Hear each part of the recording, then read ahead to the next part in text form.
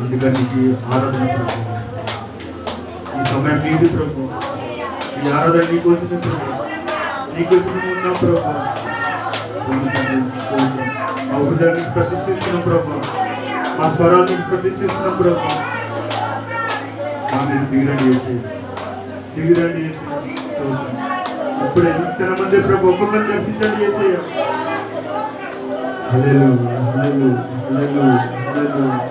స్తోత్రం, స్తోత్రం. మాలో నీ రూపం కనబడాలి ప్రభు, నీ రూపం మాలో వెలిగింపబడాలి ప్రభు. స్తోత్రం. తేజస్ మా మీద దయచి ప్రభు.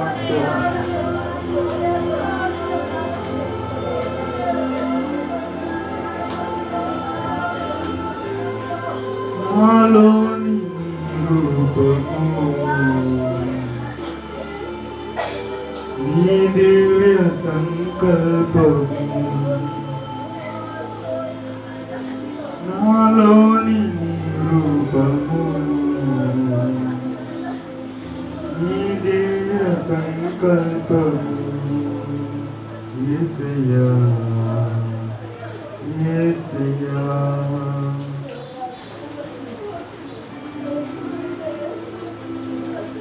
దిగిరండి చేసి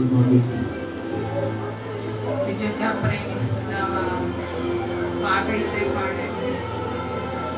అధికముగా ప్రేమిస్తున్నానని దేవుడితో చెప్తున్నావు. ప్రేమించావా అధికముగా? పూర్ణ మనస్సుతో, పూర్ణ బలముతో ఆరాధిస్తున్నావా? ఆయన ప్రేమిస్తున్నావా?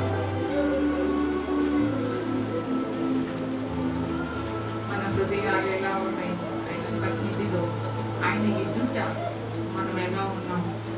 ఆయన అంగీకరించే విధంగా మన హృదయాలు ఉన్నాయా? ఎలా ఉన్నాయా? బయట ఒకలాగా లోపల ఒకలాగా ఉంటున్నావా? వేషధారణ జీవితాల మందిరములో భక్తి అనే ముసుగు వేసుకుంటున్నావా? నిజమైన ఆరాధన అంటే మనల్ని మనం దేవుడికి సమర్పించుకోవటం, మన హృదయాన్ని ఆయనకి సమర్పించుకోవటం. నీకన్నా అధికమైంది నాకు ఏది లేదు ప్రభు ఈ లోకంలో, నీకంటే అధికమైన వాళ్ళు ఎవ్వరూ లేరు నా జీవితంలో, అధికమైనది కూడా ఏది లేదు నా జీవితంలో. నువ్వు ఒక్కడివే నేను అతిశయించటానికి. ఏది అయినా నువ్వు ఒక్కడివే నా జీవితంలో ప్రభువా. నీ తర్వాతే నాకు, నా పనైనా ఏదైనా ప్రభువా ఈ లోకంలో నీ తర్వాతే నాకు అని. నువ్వు దేవుని ప్రేమిస్తున్నావా? అధికముగా ప్రేమిస్తున్నానని చెప్తున్నావు, కానీ అధికముగా ప్రేమిస్తే ఆయన ఆజ్ఞలు కూడా మనం లేకుంటాం. కానీ మనం ఎలా ఉన్నాం? ఎలాంటి ఆరాధన అంగీకరిస్తాడు అది నువ్వు గమనిస్తున్నావా? నిన్ను నువ్వు పరిశీలించుకుంటున్నావా? నీ హృదయాన్ని పరీక్షించుకుంటున్నావా? ఈ నూతన సంవత్సరంలోనైనా మన బ్రతుకులు మారతాయా? మన స్వభావాలు మారతాయా? దేవునికి ఇష్టమైన రీతిగా ఉండగలుగుతామా? ఎప్పుడు అదే పాత జీవితం, పాత ఆచారాలు, పాత పద్ధతులు, పాత స్వభావాలు, మన పాత రోత జీవితాన్ని ఆ పాత సంవత్సరంలోనే వదిలిపెట్టావా? లేకుంటే నీతో పాటు వాటిని కూడా ఈ నూతన సంవత్సరంలోకి తీసుకొచ్చావా?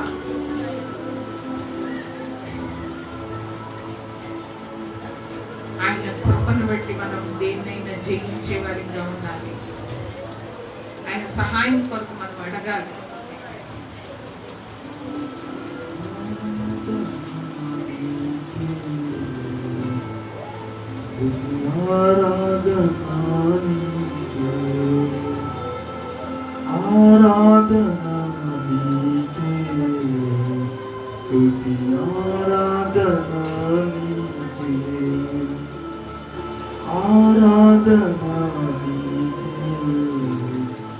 స్తుతి ఆరాధనా నీకే.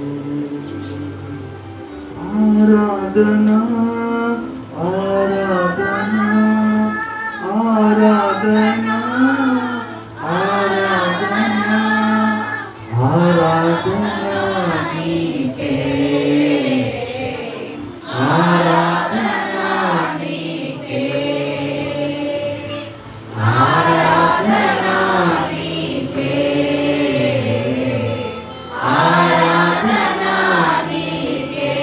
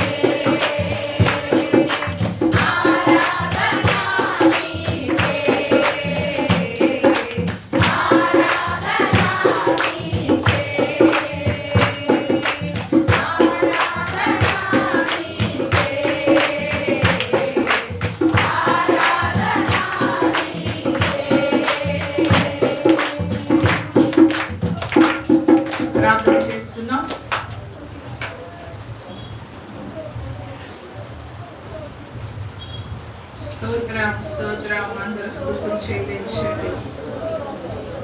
ఇంతవరకు మనల్ని ఆదుకున్న దేవునికి అందరూ స్తుతులు చెల్లించండి. కాచి కాపాడిన దేవునికి స్తుతులు చెల్లించండి.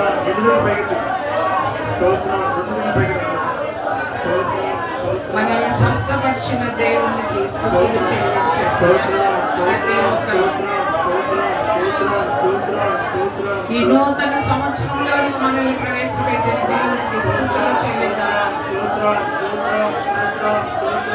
ఈ 3వ ఆదివారంలోనికి, జనవరి నెల మొదటి నెల 3వ ఆదివారంలోనికి మనల్ని ఆయన సన్నిధిలోనికి నడిపించినందుకు ఆయనకు స్తుతులు చెల్లిద్దాం.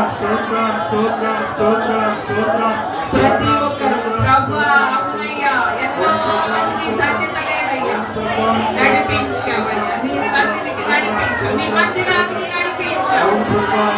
నిన్ను స్తుతించడానికి, నిన్ను ఆరాధించడానికి ఇంత గొప్ప భాగ్యం ఇచ్చావు నాయనా. అందుకే ఈ స్థుతులు ప్రభువా, అందుకే ఈ ఆరాధన. ఇంతవరకు కాచి కాపాడినందుకు నాయనా, నన్ను ప్రేమించి నా కొరకు ప్రాణం పెట్టి నా పాపములు, శాపములు, నా అతిక్రమములు, అపరాధములు సమస్తములు కూడా నీ మీద వేసుకున్నావయ్యా. నేను ఉండవలసిన స్థానంలో నువ్వు ఉన్నావు, నేను పొందవలసిన మరణాన్ని నువ్వు పొందావు. అందుకనే ఈ స్థితులు నాయన, అందుకే ఈ ఆరాధన. నువ్వు నన్ను ఎంతగానో ప్రేమించావు కాబట్టి నీకే ఆరాధన. అంతగా ప్రేమించిన ప్రభువుకి ఆరాధన. స్తోత్రం స్తోత్రం స్తోత్రం. ఎంతమందికో ఈ రక్షణ భాగ్యం లేదు ప్రభువా, నాకు ఇచ్చావయ్యా, నాకు ఇచ్చావు నాయనా. అందుకే ఈ ఆరాధన. పాపినైనా నన్ను కరుణించావు.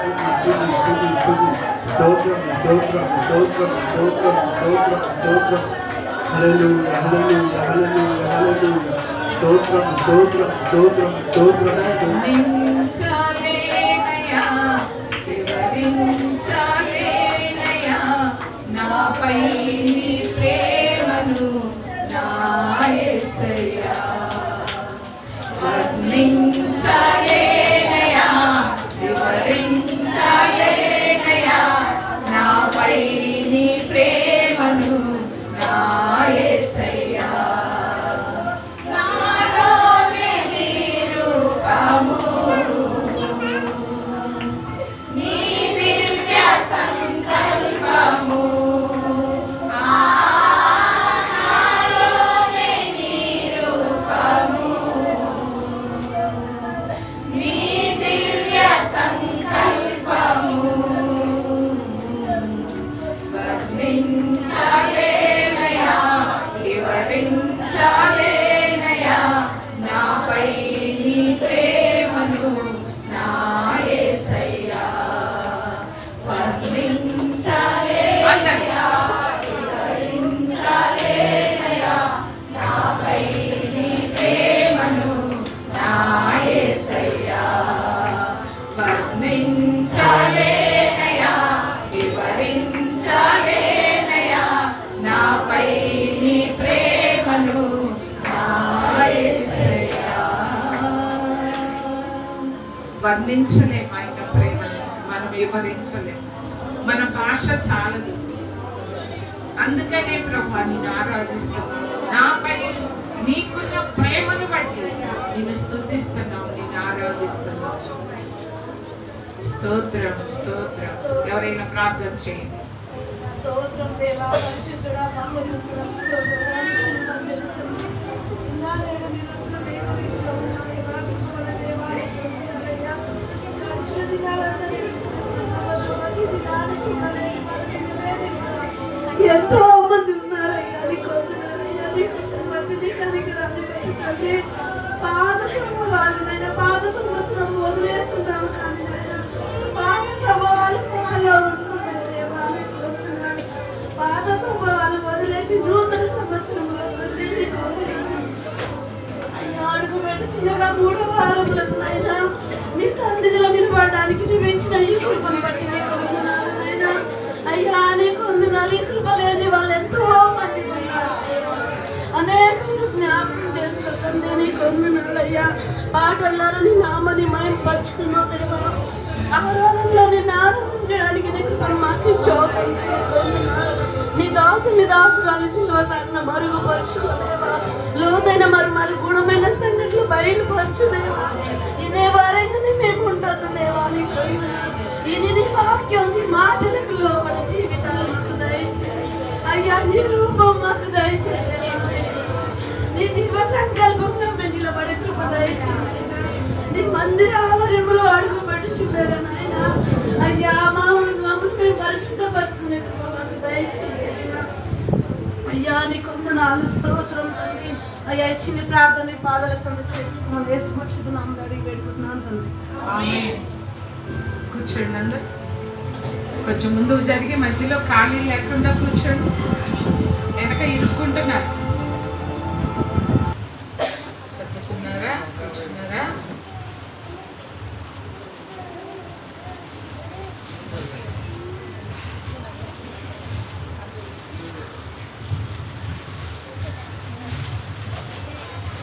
నూట 3వ కీర్తన ఉత్తర ప్రత్యుత్తరాలుగా చదువుకుందాం.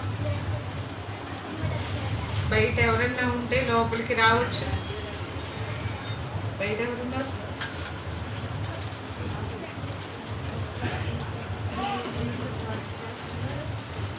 దూరం డెవలప్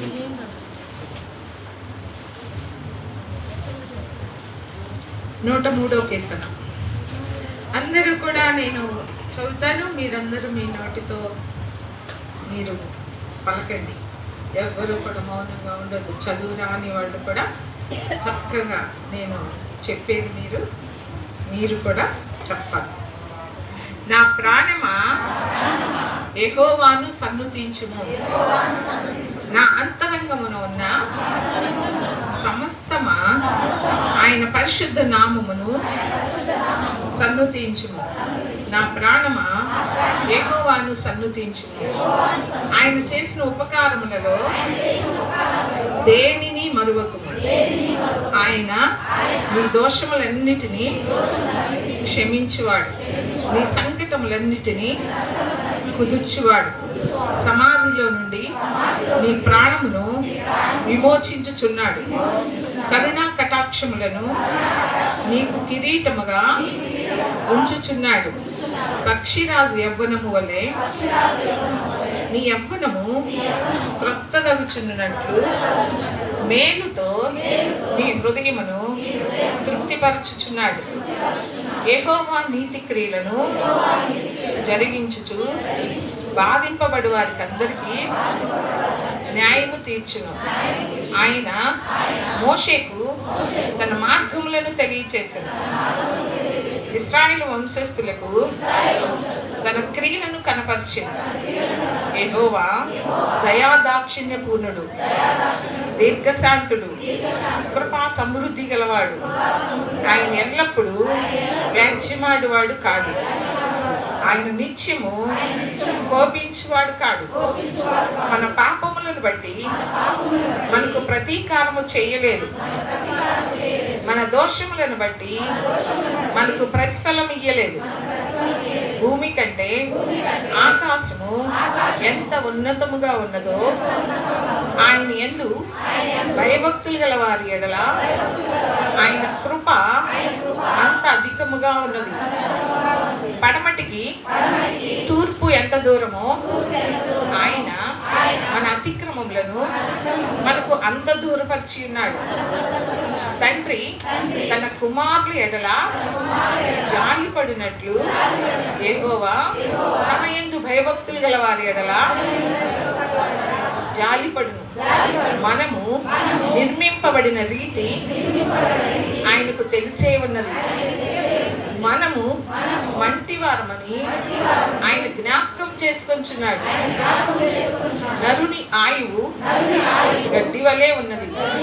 అడవి పువ్వు పూయినట్లు వాడు పూయును.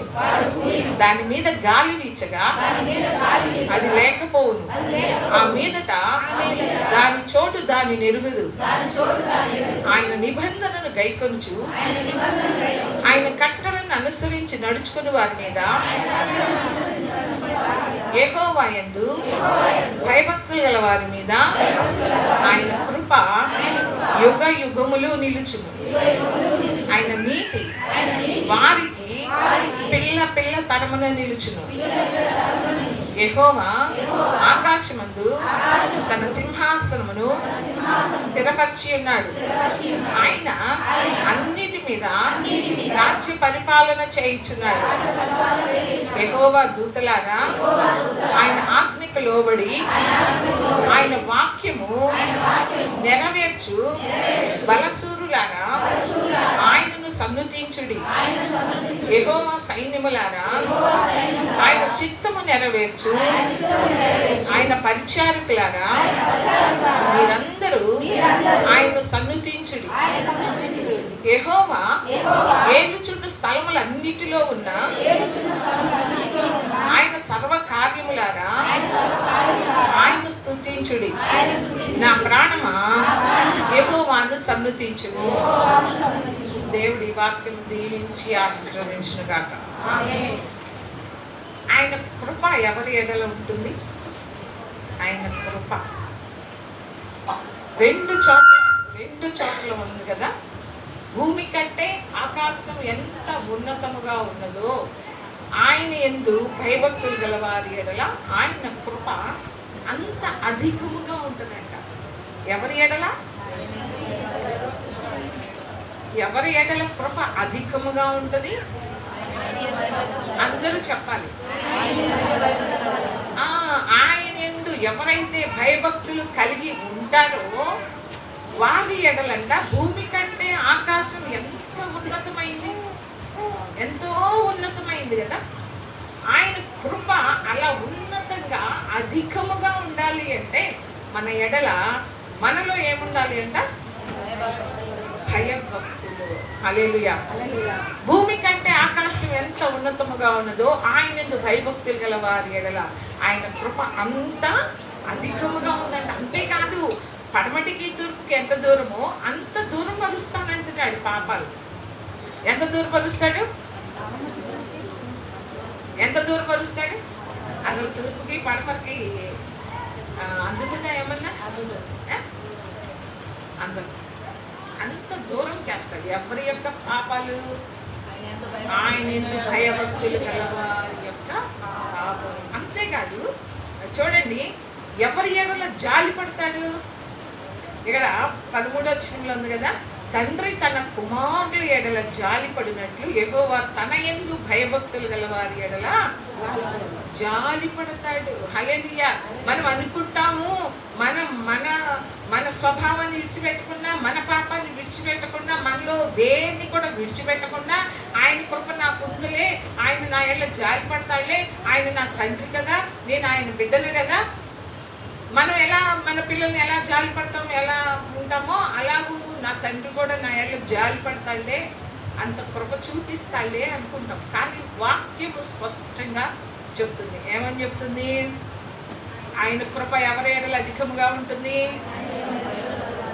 ఆయన జాలి ఎవరి ఎడల ఉంటుంది? ఆయన జాలి పడాలన్నా, ఆయన మన ఎడల కృప చూపించాలన్నా ఆయన యందు మనం భయభక్తులు కలిగి ఉండాలి. ఇవేమీ లేకుండా పాపం చేసేటప్పుడు భయపడాలి. యేసేపు భయపడ్డాడు. నా దేవుని అంటే ఇలాంటి దుష్కార్యం నేను ఎలా చేయగలను, నా తండ్రి నన్ను చూస్తున్నాడు. భయం. ఈ పాపం చెయ్యాలంటే నీకు భయం వేయాలి. ఆయన నన్ను చూస్తున్నాడు. ఎవ్వరు చూడకపోవచ్చు, మనుషులు ఎవ్వరు చూడకపోవచ్చు నిన్ను, కానీ దేవుడు చూస్తున్నాడు అనే భయం మనలో ఉంటే మనం ఏది కూడా మనము పాపము చెయ్యలేము. ఒకటి గుర్తుపెట్టుకు, ఎప్పుడు చెప్తాను కదా ఈ మాట, నువ్వు చేసేటప్పుడు దేవునికి విరోధముగా ఏది చేసినా చేసేటప్పుడు గుర్తుపెట్టుకో, దేవుడు నిన్ను చూస్తున్నాడు అని. ఆయనందు భయము భక్తి కలిగి ఎవరు ఉంటారో వారి ఎడల ఆయన కృప అంత అధికముగా ఉంటుంది. హల్లెలూయా. తండ్రి తన కుమారుల ఎలా జాలి పడతారో అలాగ తన యందు భయభక్తులు గల వారి ఎడల ఆయన జాలి పడతాడు. ఇక్కడ మనం ఎక్కడ చూసినా ఆయన యందు భయభక్తులు ఇంకోటి చూడండి 17వ వచనంలో, ఆయన నిబంధనను గైకొనుచు ఆయన కట్టలను అనుసరించి నడుచుకుని వారి మీద, యెహోవా యందు భయభక్తులు గల వారి మీద ఆయన కృప ఎప్పటి వరకు ఉంటుంది? యుగ యుగాలు నిలుస్తుందంట. ఇది మన పిల్లలకి ఇచ్చేది. నువ్వు ఇచ్చేది ఏమి ఇస్తున్నావు? ఏమిస్తున్నావు?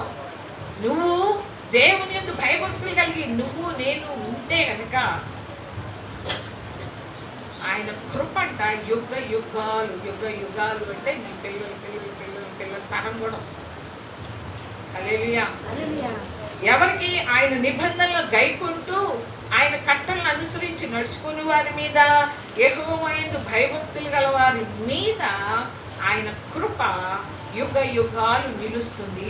ఆయన నీతి వారికి పిల్ల తరమున నిలుస్తుంది.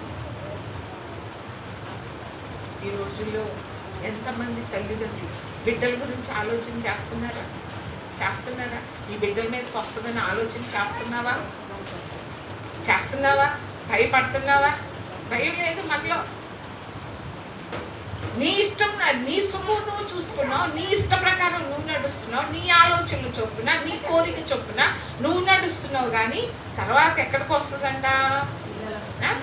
ఆయన నీతి వారికి, ఎవరికి? ఆయన ఎందుకు భయభక్తులు గల వారి మీద పిల్ల తరము కూడా నిలుస్తుందంట. హల్లెలూయా. ఏమిస్తున్నావు మన పిల్లలకి? శాపాన్ని ఇస్తున్నావా? లేకుంటే నీతిని ఇస్తున్నావు? పిల్ల తరాలు ఆ కృప యుగములు నిలిచేలాగా, నీ పిల్లల యుగాలు నిలిచేలాగా ఉంటుందా? మొట్టమొదటి నీవు భయభక్తులు కలిగి ఉంటే ఎవరుండాలి? తల్లి ఉండాలి, తండ్రి ఉండాలి. చాలా మంది అనుకుంటారు ఆడాలి ఎత్తే జాలిలే భక్తి, నేను వెళ్ళిపోయినా పర్వాలేదు. ఇంతకుముందు ఎప్పుడు అనుకుంటాం కదా, ఒక భర్త ఏమన్నాడు, మరి మీకు రక్షణ లేదుగా, మీరు ఎలా వెళ్తారు పరలోకం అంటే, మావిడ వెళ్ళేటప్పుడు మావిడ కాళ్ళు పట్టుకొని వెళ్తాను. ఇద్దరు ఒకేసారి పోతారా? కాళ్ళు పట్టుకొని వెళ్ళటానికి ఇదేమో నిజ?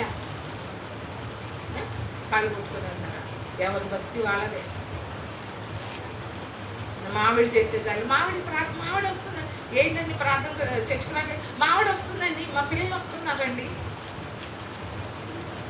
ఆవిడ వస్తే పిల్లలు వస్తే అయిపోతుందా భక్తి? ఏమిస్తున్నావు నీ పిల్లలకి?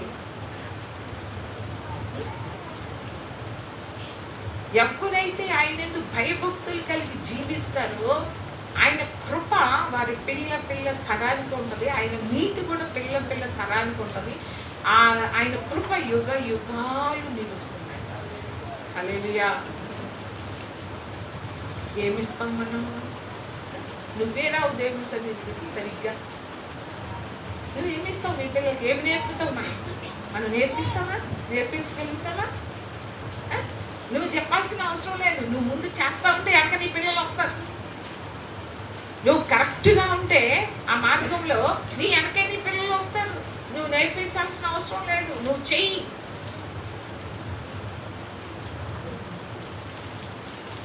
నీ పిల్లల దృష్టిలో నువ్వు ఏదైనా దేవునికి వ్యతిరేకంగా కానీ ఏదైనా చేసావనుకో, నీ పిల్లలకి నీ మీద గౌరవం ఉండదు.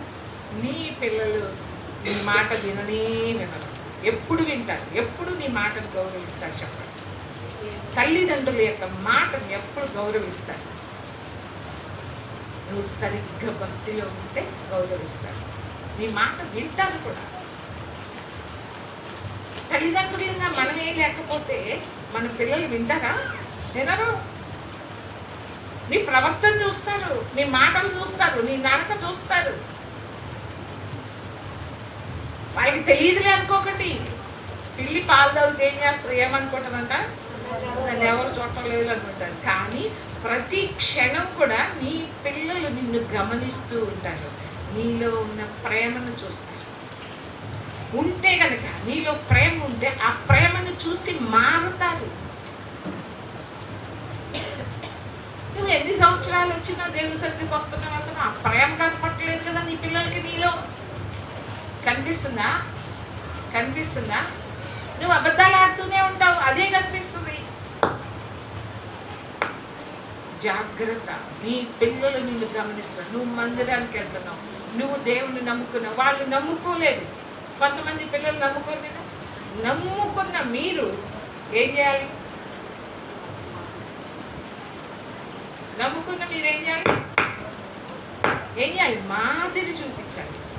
నీ మాటలో మాదిరి ఉండాలి, నీ ప్రవర్తనలో ఆ ప్రేమ కనపడాలి. యేసయ్య మనల్ని అందరినీ ప్రేమించాడు కదా, ప్రాణం పెట్టేంతగా మనల్ని అందరినీ ప్రేమించాడు. మరి ఆ ప్రేమ కలిగి ఉండమంటున్నాడు మనల్ని. ఏ ప్రేమ కలిగి ఉండాలి? ఆయన కలిగిన ప్రేమ మనము కూడా కలిగి ఉండాలి. హల్లెలూయా. అంటే పాపులమైన మనల్ని ఆయన ప్రేమిస్తే నీ తోటి వాళ్ళని నువ్వు ప్రేమించవా? నీ బిడ్డలను నువ్వు ప్రేమించవా? ఒక శత్రువులుగా చూస్తావా? ఎలా ఉంటున్నాయి మన జీవితాలు? నీ ఇంట్లోనే నువ్వు మాదిరికరంగా లేవు, ఇంకా పక్క వాళ్ళకి ఏముంటాం మనం?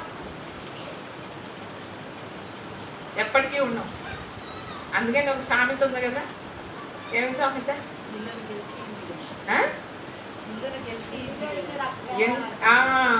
ఏం గెలవాలా? ముందు ఎక్కడికి గెలవాలా? ఎంత గెలవాలి ముందు. ఎంత గెలిస్తేనే రచ్చ గెలుస్తాం. ఇంట్లో గౌరవం ఉంటేనే బయట కూడా గౌరవం. హల్లెలూయా. అందుకని తల్లిదండ్రులుగా మనం ఎలా ఉండాలంటే వాళ్ళకి మాదిరిగా మనము ఉండాలి. వాళ్ళని చూసి వాక్యం తెలియకపోయిన వాళ్ళు మారే అవకాశము ఉంటుంది కాబట్టి. హల్లెలూయా. అందుకనే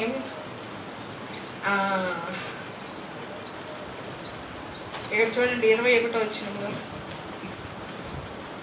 యెహోవా సైన్యములారా ఆయన చిత్తము నెరవేర్చు ఆయన పరిచారకులారా. ఎవరు ఆ సైన్యం? ఎవరు ఆ పరిచారకులు?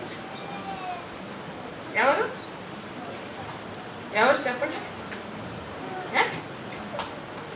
ఎవరైతే ఆయన చిత్తాన్ని నెరవేరుస్తారో వాళ్ళు ఆయన పరిచారకులు. హల్లెలూయా.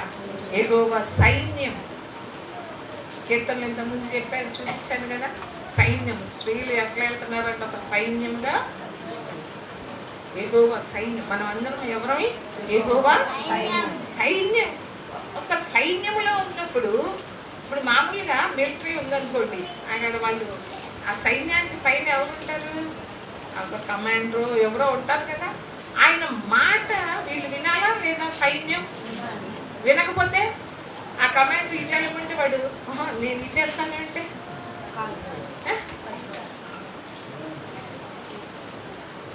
మనమందరం ఆయన సైన్యం. కాబట్టి ఆయన ఎలా నడవమంటాడో అలాగూ మనము నడిచేవారిగా ఉండాలి. హల్లెలూయా. ఆయన చిత్తము నెరవేర్చేవారిగా ఉండాలి. ఆయన పరిచారకులుగా ఉండాలి అంటే మనము ఆయన చిత్తాన్ని నెరవేర్చేవారిగా మనం ఉండాలి. హల్లెలూయా. ముఖ్యంగా ఈరోజు వాక్యంలోకి అయితే ఆయన చిత్తము నెరవేర్చకపోతే, ఆయన సైన్యముగా ఉన్న మనము దేవుని మాట గనుక లోబడకపోతే, దేవుని యందు భయభక్తులు కలిగి ఆయన మాటకి లోబడకపోతే, మనము అవిధేయత చూపిస్తే సాతాను దాడి చేస్తాడు. ఏం చేస్తాడు?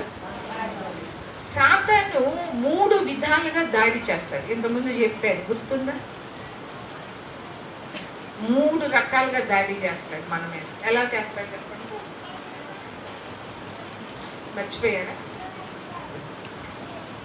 సాతాను దాడి వేటి మీద చేస్తాడు? ఇంతకుముందు చెప్పాను, ఎవరికి గుర్తులేదు. శరీరం మీద దాడి చేస్తాడు. ఎక్కడ చేస్తాడు? మన శరీరం మీద దాడి చేస్తాడు. తర్వాత మనస్సు మీద దాడి చేస్తాడు. తర్వాత నీ ఆత్మీయ జీవితం మీద దాడి చేస్తాడు. హల్లెలూయా. 3 రకాలుగా దాడి చేస్తాడు. మొదట దాడి ఏది? శరీరం మీద దాడి చేస్తాడు. శరీరం మీద దాడి చేయటం అంటే ఒక బలహీనత పెడతాడు, ఏదో ఒక రోగం, ఏదో ఒక బలహీనత, దానిని బట్టి నిన్ను ఏం చేస్తాడంటే దేవునికి దూరం చేసేలాగా చేస్తాడు.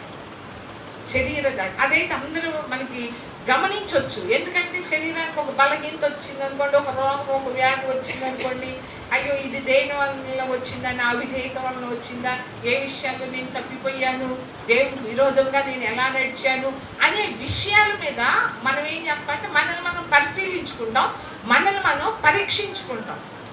శరీరం మీద దాడి చేస్తే కనుక అది మనకు అర్థమైపోతుంది.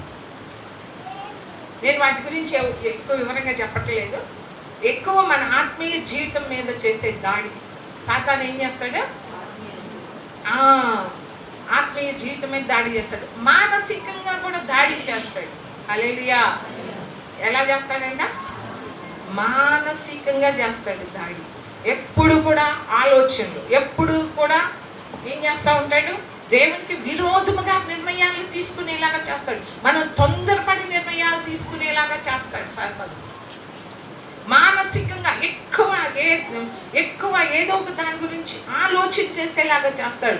ఎక్కువ ఒకవేళ అపవిత్రమైన ఆలోచనలు కావచ్చు, అపవిత్రమైన తలంపులు కావచ్చు, ఊహలు కావచ్చు, ఎక్కువ వాటి గురించి నీవు ఎక్కువగా ఆలోచన చేసేలాగా నీ మానసికంగా అంటే నీ మనస్సు మీద దాడి చేస్తాడు. ఎక్కువ శరీరం మీద దాడి చేస్తాడు, నీ మనస్సు మీద కూడా దాడి చేస్తాడు. ఎందుకంటే నువ్వు ఇంకెప్పుడు ఆలోచనలే, ఎప్పుడు ఆ తలంపులే, ఎప్పుడు ఆ ఊహలే, ఎప్పుడు కూడా అంటే దేవునికి వ్యతిరేకమైన ఆలోచనలు తీసుకొస్తాడు, నీ మీద దాడి చేస్తాడు. ఇంకా వాటి గురించే అయ్యో ఇలాంటి ఆలోచనలు వస్తాయి, అలాంటి ఆలోచనలు వస్తాయి అని చెప్పి నువ్వు ఎక్కువగా దాని మీదే దృష్టి పెట్టేలాగా, దేవునికి దూరం అయ్యేలాగా సాతాను నీ మనస్సు మీద దాడి చేస్తాడు. ఇక దేవుని మీద దృష్టి ఉండదు, దేవుని మీద మనస్సు ఉండకుండా చేస్తాడు. ఎప్పుడు చూసినా ఈ లోకం మీదే, ఎప్పుడు చూసినా దేవునికి వ్యతిరేకంగా నిర్ణయం తీసుకునేలాగా చేస్తాడు, దేవునికి వ్యతిరేకంగానే నువ్వు ఆలోచించేలాగా చేస్తాడు.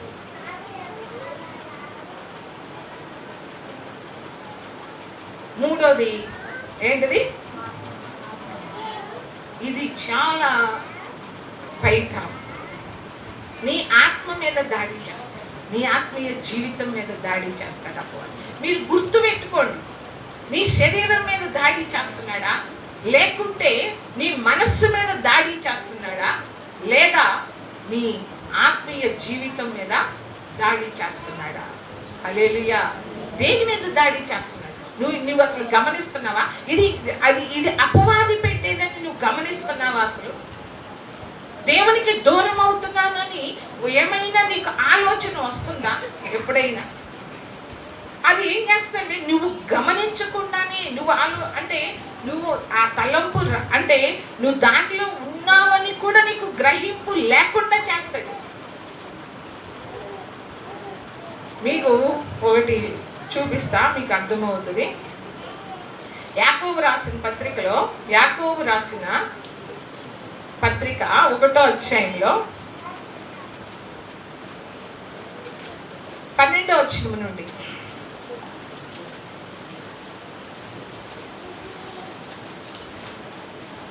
శోధన సహించువాడు ధన్యుడు, అతడు శోధనకు నిలిచిన వాడై ప్రభు తన్ను ప్రేమించు వారికి వాగ్దానం చేసిన జీవ కిరీటము పొందును. దేవుడు కీడు విషయమై శోధింపబడనేరడు, ఆయన ఎవరిని శోధింపడు గనుక ఎవడైనను శోధింపబడినప్పుడు నేను దేవుని చేత శోధింపబడుచున్నానని అనకూడదు. ప్రతివాడును, చూడండి ఇక్కడ జాగ్రత్తగా వినండి, ప్రతివాడును అంటే ప్రతివాడు అంటే వాళ్ళలో మనం కూడా ఉన్నాం. ఎవరున్నాం? మనం అందరము కూడా ఉన్నాం. ప్రతి వాడు ఎలా శోధించబడతాడో చూడండి. ప్రతి వాడును తన స్వకీయమైన దురాశ చేత ఈడ్వబడి మరులు కొల్పబడిన వాడై శోధింపబడును. దురాశ గర్భము ధరించి పాపమును కనగా పాపము పరిపక్వమై మరణమును కనును. హల్లెలూయా. ఏంటంట? మొట్టమొదట పాపము రాదండి, మొట్టమొదట పాపం ఎప్పుడు పాపము పరిపక్వం అయిపోతుంది అంటున్నాడు? మొట్టమొదట దురాశ. ఏంటి? మొట్టమొదట దురాశ గర్భాన్ని ధరిస్తుందంట. ఏం చేస్తుంది? దురాశ మొదట గర్భం ధరించటం అంటే ఏంటి? అసలు దురాశ అంటే ఏంటి చెప్పండి? దురాశ అంటే చెప్పండి. దురాశ అంటే ఏంటి?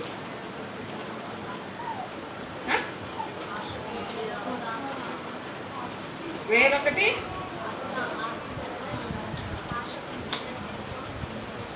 అంటే దురాశ అంటే ఇంకొక అర్థం కూడా ఉంటుంది. ఇంకొక అర్థం ఏంటంటే దురాశ అంటే దేవుడు నిషేధించిన దాన్ని, అంటే దేవుడు వద్దు అన్నదాన్ని అది చెయ్యొద్దు ఇది చెయ్యొద్దు అని చెప్పినప్పుడు, అంటే దేవుడు ఏదైతే నిషేధించాడో దానిని నువ్వు చేయటం దురాశ అంటే ఏంటంటే దేవుడు చెయ్యొద్దు అని చెప్పాడు, దాన్ని నిషేధించాడు. దేవుడు ఏం చేశాడు? దాన్ని నిషేధించినప్పుడు నువ్వు గనక ఆ పని చేస్తే అది దురాశ. దురాశ అంటే నిషేధించబడింది, అంటే దేవుడు ఇష్టపడని దాన్ని, దేవుడు వద్దు అన్నదాన్ని, దాని మీద నీకు కోరిక ఉండొచ్చు, దాని మీద నీకు ఆశ ఉండొచ్చు. చెయ్యొద్దు అన్నదాన్ని, దేవుడు నిషేధించిన దానిని నీవు గనక కోరుకుంటే, నీవు గనక కావాలని అనుకుంటే, అది చెయ్యాలి అని నువ్వు అనుకుంటే, అంటే అలా కోరుకునేలాగా, అలా చేసేలాగా, అలా ప్రవర్తించేలాగా సాతాను చేస్తాడు. అమ్మ మాట్లాడదు. సాతాను అక్కడ చేస్తాడు. ఏమని చేస్తాడు? దేవుడు ఏదైతే నిషేధించాడు, ఇది చెయ్యొద్దు అని చెప్పాడో దాన్ని చేసేలాగా నిన్ను పురిగొల్పుతాడు. అది చెయ్యమని నీలో ప్రేరేపణ కలిగిస్తాడు సాతాను. నీ ఆత్మీయ జీవితం మీద ఎప్పుడు దాడి జరుగుతుందంటే, ఎప్పుడు దాడి జరుగుతుంది? దేవునితో నీకున్న సంబంధం, దేవునితో నీకున్న సహవాసం ఎప్పుడు కట్ అయిపోతుంది. ఎప్పుడు అంటే మనకి తెలియకుండానే సొలొమోను ఏం చేశాడు తెలిసిందా? సొలొమోను యొక్క హృదయము దేవుని మీద నుంచి ఏమైపోయింది? తొలగిపోయిందంట. హల్లెలూయా. తొలగిపోయింది. ఎందుకు తొలగిపోయింది? ఇక్కడ దురాశ అంటే దేవుడు వద్దు అని చెప్పిన దాన్ని చేస్తే అది దురాశ. దురాశ ఏమవుతుందంట ఇక్కడ? దురాశ గర్భము ధరిస్తుంది. గర్భం ధరించటం అంటే దానికి లోపల నువ్వేం చేస్తున్నావు అంటే నీ హృదయంలో చోటు ఇస్తున్నావు. హల్లెలూయా. ఏమిస్తున్నావు? చోటు ఇవ్వటమే గర్భం ధరించటం. నీ లోపల నువ్వేమిస్తున్నావు? చోటు ఇవ్వటం అంటే గర్భము ధరిస్తుంది. గర్భము ధరించి పాపము ఏం అంటది? నువ్వు ఇంకా ఆ దురాశలో ఇంకా దానిలోనే ఉంటే కనుక, అంటే ఇప్పుడు అవ్వని తీసుకోండి. ఆ పాపం ఎప్పుడు వచ్చింది? చూడంగానే వచ్చింది. ఆ పాపం చూడంగానే రాలేదు.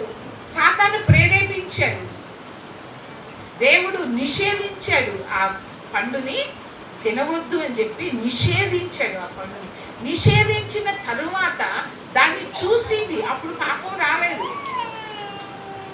దాన్ని ఆశించింది, అప్పుడు రాలేదు పాపం.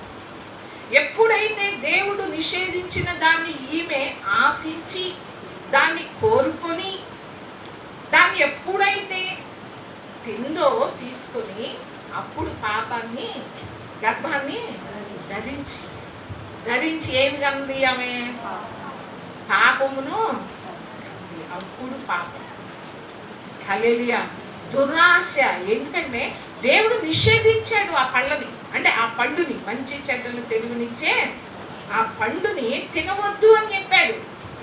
తినవద్దు అని చెప్పిన దాన్ని, అంటే దేవుడు నిషేధించిన దాన్ని, దేవుడు వద్దు అన్నదాన్ని నీవు ఎప్పుడైతే కోరుకుంటావో, నువ్వు ఎప్పుడైతే దాన్ని ఆశిస్తావో, అది కావాలి అని నీకు ఆలోచన పుడుతుందో, ఎప్పుడు కోరిక పుట్టిద్దో, నీలో ఏం జరుగుతుందంట? గర్భము ధరిస్తుంది.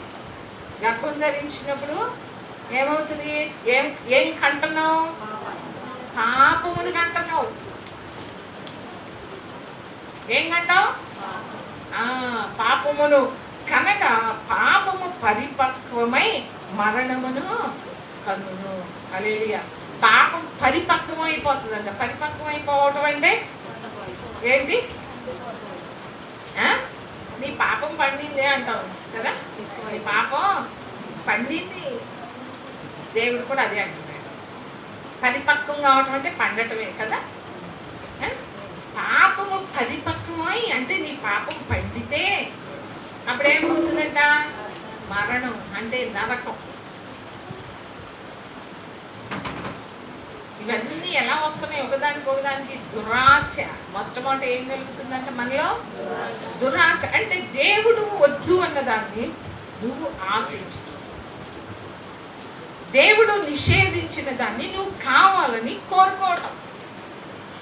సాతాను ఏం చేస్తాడంటే మొట్టమొదట నీ ఆత్మీయ జీవితం మీద దాడి ఎలా చేస్తాడు అంటే దేవునికి వ్యతిరేకంగా, అంటే దేవుడు చెయ్యొద్దు అన్న దాన్ని నువ్వు నీ చేత చేపిస్తాడు, నిన్ను ప్రేరేపిస్తాడు, నీలో ఆలోచన తీసుకొస్తాడు, ఆ దురాశను పుట్టిస్తాడు, ఆ కోరికను నీలో పుట్టిస్తాడు, ఆలోచన నీలోకి తీసుకొస్తాడు, నీ ఆత్మీయ జీవితం మీద దాడి చేస్తాడు. నీకున్న సహవాసాన్ని, నీకున్న ఆ ప్రార్థన జీవితం కావచ్చు, దేవునితో ఉన్న సంబంధాన్ని ఎప్పుడు వాడి ఆలోచన ఏంటి? ఎప్పటికైనా ఆ దేవునితో ఉన్న సహవాసాన్ని చెడగొట్టడమే వాడి పని. హల్లెలూయా. మీకు ఒక మాట చూపిస్తా. ఎక్కడంటే అది మొదటి రాజుల గ్రంథంలో చూడండి.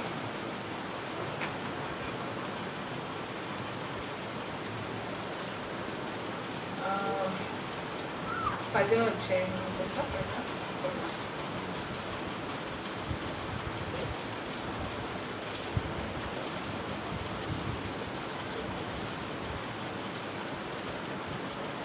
పదో అధ్యాయం 11.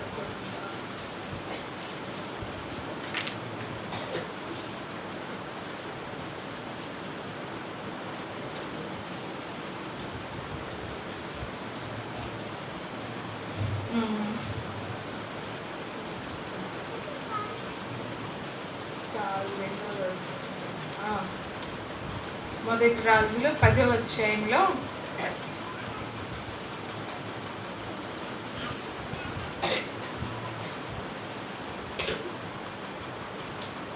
26వ వచనంలో చూడండి. మరియు సొలొమోను రథములను రౌతులను సమకూర్చెను. అతడు 1400 రథములను 12,000 రౌతులను గలవాడై ఉండెను. వీటిని అతడు రథములకై ఏర్పడిన పురములలోను యెరూషలేమునందు రాజునొద్దను ఉంచ నిర్ణయించెను. హల్లెలూయా. 28వ వచనములో సొలొమోనుకుండు గుర్రములు ఐగుప్తులో నుండి తేబడిను.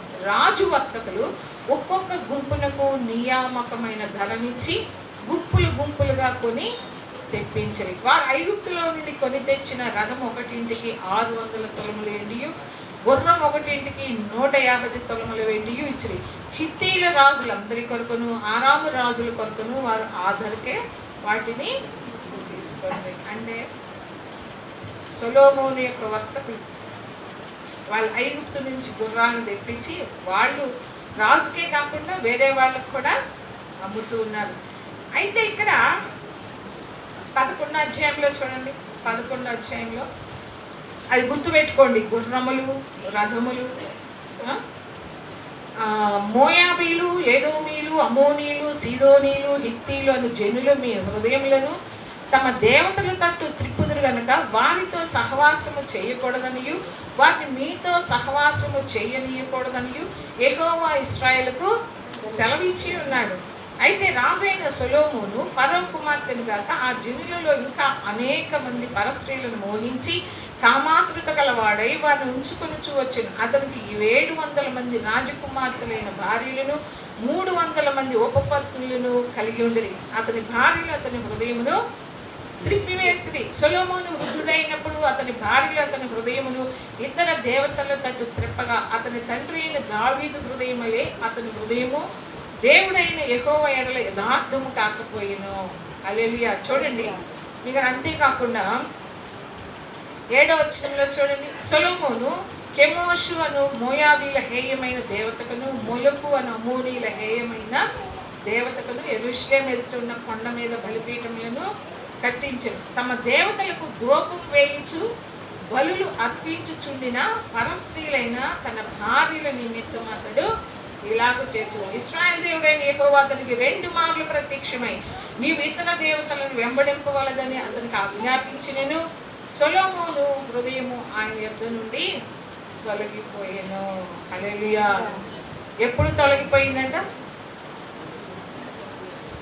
సొలొమోను హృదయము 2 సార్లు దేవుడు హెచ్చరించాడంట. అయినప్పటికీ కూడా ఏమైపోతుంది? కఠినమైపోతుంది. అయితే ఇవన్నీ సొలొమోనుకు తెలియదా? సొలొమోనుకు తెలుసా?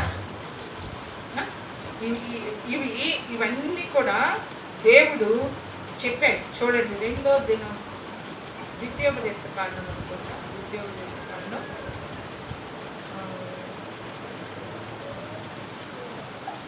17వ అధ్యాయంలో, ద్వితీయోపదేశ కాండం 17వ అధ్యాయము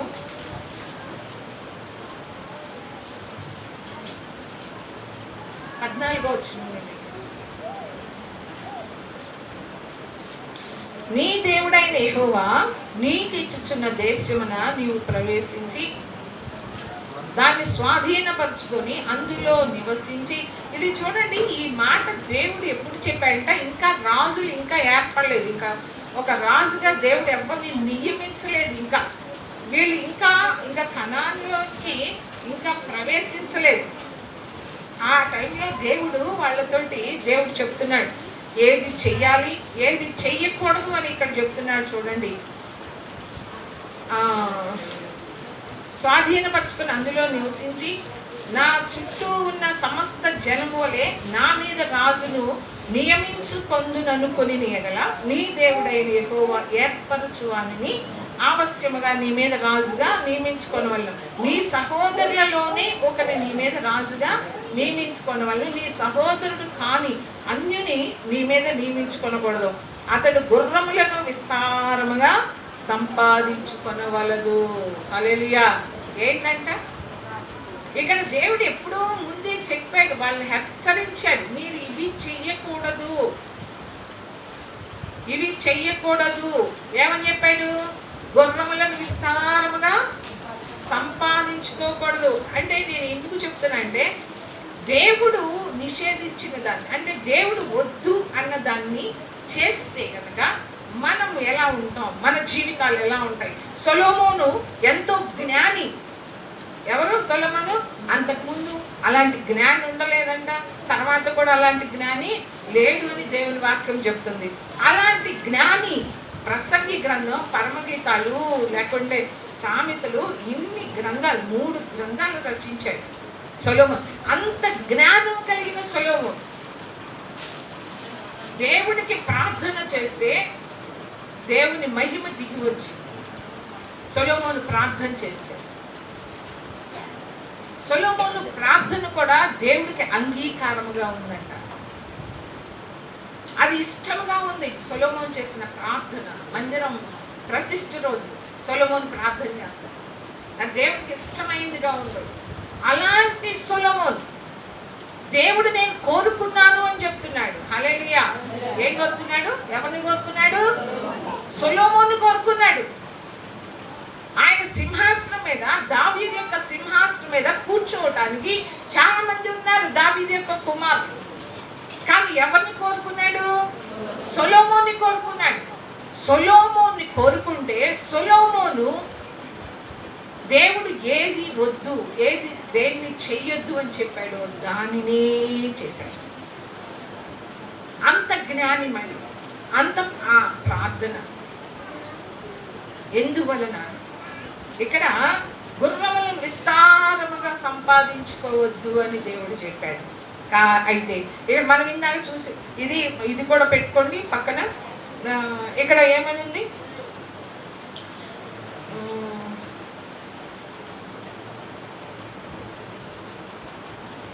గుర్రములు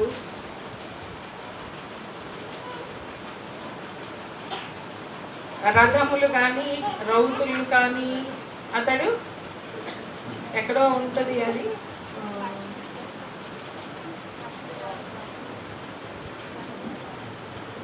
28వ వచనంలో కదా, సొలొమోనుకుండు గుర్రములు ఐగుప్తులో నుండి తేబడెను.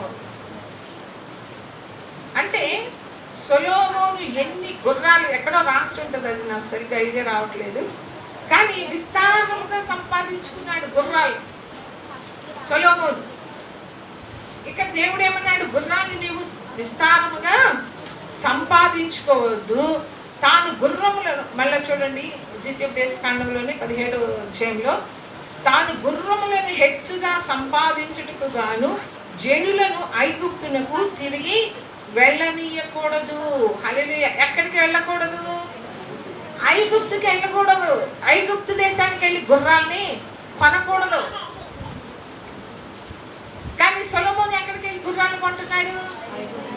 ఐగుప్తు దేశంలో నుంచి. ఎందుకంటే ఐగుప్తులో శ్రేష్టమైన గుర్రాలు ఉంటాయి. అందుకని చెప్పి ఆ గుర్రాలే దేవుడు ఏదైతే నిషేధించాడో, ఏది వద్దు అని చెప్పాడో, సొలొమోను ఏం చేస్తున్నాడు? సొలొమోనుకి తెలియదా? ఇదంతా తెలుసు, ఇదంతా తెలుసు. ఇంకా చూడండి, హెచ్చుగా సంపాదించుటకు గాని జనులను ఐగుప్తునకు తిరిగి వెళ్ళనీయకూడదు. ఏలయనగా యెహోవా ఇక మీదట మీరు ఈ త్రోవను వెళ్ళకూడదని మీతో చెప్పాడు. దేవుడు చెప్తున్నాడు, మీరు వచ్చేసారు, ఐగుప్తుల నుంచి బయటకు వచ్చేసారు మీరు, కానీ అక్కడికి మళ్ళీ తిరిగి వెళ్ళకూడదు. మనం అందరం కూడా ఎక్కడి నుంచి వచ్చాం? ఐగుప్తు అనే పాపంలో నుండి మనం అందరం కూడా, ఐగుప్తు అనే లోకం, ఐగుప్తు అనే పాపం, ఐగుప్తు అనే శాపంలో నుండి మనం అందరం కూడా బయటికి వచ్చాము. దేవుడు అంటాడు, మళ్ళా నువ్వు తిరిగి ఐగుప్తుకి ఎందుకు వెళ్తున్నావు అంటున్నాడు దేవుడు. నువ్వు ఎందుకు వెళ్తున్నావు? సొలొమోను వెళ్ళాడు, గుర్రముల కోసం వెళ్ళాడు, రథాల కోసం వెళ్ళాడు, ఫరో కుమార్తె వివాహం చేసుకోవడానికి వెళ్ళాడు. దేవుడు వద్దు అని చెప్పాడు. అది ఎంత శ్రేష్టమైనదైనా సరే, అది ఎంత మంచిదైనా సరే, కానీ దేవుడు వద్దు అని చెప్పిన దాన్ని మనం ఏం చేస్తున్నాం? తిరిగి వెళ్ళొద్దు ఐగుప్తు. నువ్వు తిరిగి ఆ పాపంలోకి వెళ్ళొద్దు, తిరిగి మళ్ళీ ఆచారాల్లోకి వెళ్ళొద్దు, తిరిగి మళ్ళీ ఆ సాంప్రదాయాల్లోకి వెళ్ళొద్దు. నువ్వు వచ్చేసావు బయటికి, మళ్ళా నీకేం పని ఐగుప్తుకి? దేవుడికి తెలీదా అక్కడ శ్రేష్టమైన గుర్రాలు దొరుకుతాయని, శ్రేష్టమైన రథాలు దొరుకుతాయని? దేవుడికి తెలుసు. కానీ అంతకంటే కూడా మంచి ఇవ్వగలడు దేవుడు. హల్లెలూయా.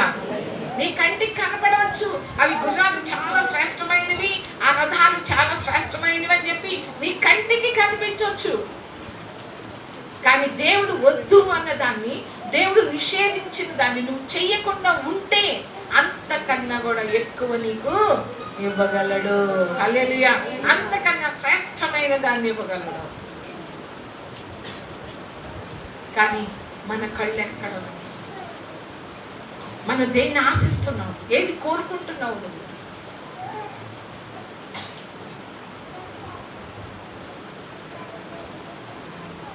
పదిహేడవ వచనం చూడండి, తన హృదయము తొలగిపోకుండానట్లు అతడు అనేక స్త్రీలను వివాహము చేసి కొనకూడదు. ఇవన్నీ సొలొమోను జీవితంలో జరిగింది.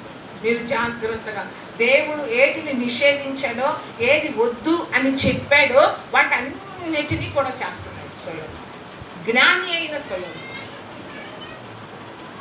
స్త్రీని వివాహం చేసుకోవద్దు అంటే ఎక్కువ మంది ఇక్కడ ఏమని ఉంది? అనేక స్త్రీలను, అంటే నీ హృదయము తొలగిపోకుండానట్లు. నీ హృదయాన్ని తొలగించేస్తారు స్త్రీలు, మార్చేస్తారు. ఒకళ్ళ ఇద్దర 700 రాజకుమార్తెలు అంట భార్యలుగా. తిరగ ఏం చేస్తుంది హృదయం?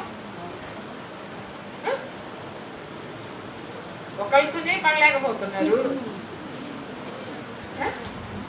ఒక భార్యతోనే పడలేకపోతుంది. వాటి గురించి ఏమి రాయలా, లేకుంటే బాగుండేది. సొలొమోను ఎన్ని పడ్డాడు, పరిశుద్ధాత్మ దేవుడికి తెలుసు కాబట్టి అయ్యేవి రాయించలే. ఎన్ని కష్టాలు పడ్డాడు, ఎన్ని బాధలు పడ్డాడు, 1000 మంది భార్యలతోటి. వాళ్ళు ఏం చేస్తారంటే హృదయాలను తిప్పేస్తారు. హల్లెలూయా. అనేక మందిని నువ్వు చేసుకోవద్దు వివాహం, అనేక స్త్రీలను వివాహం చేసుకొనకూడదు. వెండి బంగారములను అతడు తన కొరకు బహుగా విస్తరింప చేసుకొనకూడదు. ఇవన్నీ చూడండి, ఇవన్నీ సొలొమోను జీవితంలో జరిగిన విస్తారమైన వెండి బంగారాన్ని సమకూర్చుకున్నాడు. అనేక మంది స్త్రీలు వివాహం చేసుకున్నాడు. గుర్రాల్ని రథాలని ఐగుప్తు నుంచి తీసుకొచ్చాడు. 18వ వచనం చూడండి. మరియు అతడు రాజ్య సింహాసనం ఆసీనుడైన తర్వాత లేవీలైన యాజకుల స్వాధీనంలో ఉన్న గ్రంథమును చూసి ఆ ధర్మశాస్త్రమునకు ఒక ప్రతిని తన కొరకు వ్రాసుకొనవలెను, అది అతని యొద్ద ఉండవలెను. తన రాజ్యమందు తానును తన కుమారులను ఇశ్రాయేలు మధ్యను దీర్ఘాయుష్మంతులగుటకై తాను తన సహోదరుల మీద గర్వించి ఈ ధర్మమును విడిచిపెట్టి కుడికి కానీ ఎడమకు కానీ తాను తొలగక ఉండినట్లు తన దేవుడైన యెహోవాకు భయపడి ఈ ధర్మశాస్త్ర వాక్యములన్నిటినీ ఈ కట్టలను అనుసరించి నడువ నేర్చుకొనుటకు అతడు తాను బ్రతుకు దినములన్నిటను ఆ గ్రంథమును చదువుచుండవలెను. హల్లెలూయా. మనం ఒక రోజు చదివితే 4 రోజులు 2 నెలలు చదవం వాక్యం, లేకపోతే సంవత్సరం చూసారు, లేకపోతే క్యాలెండర్లో వాక్యం. ఈ మధ్య ఏం చేస్తున్నావు, క్యాలెండర్లో వాక్యం చదువుకొని అంతే.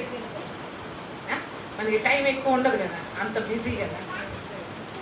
కానీ ఇక్కడ దేవుడు అంటున్నాడు, ఏమని చెప్తున్నాడు,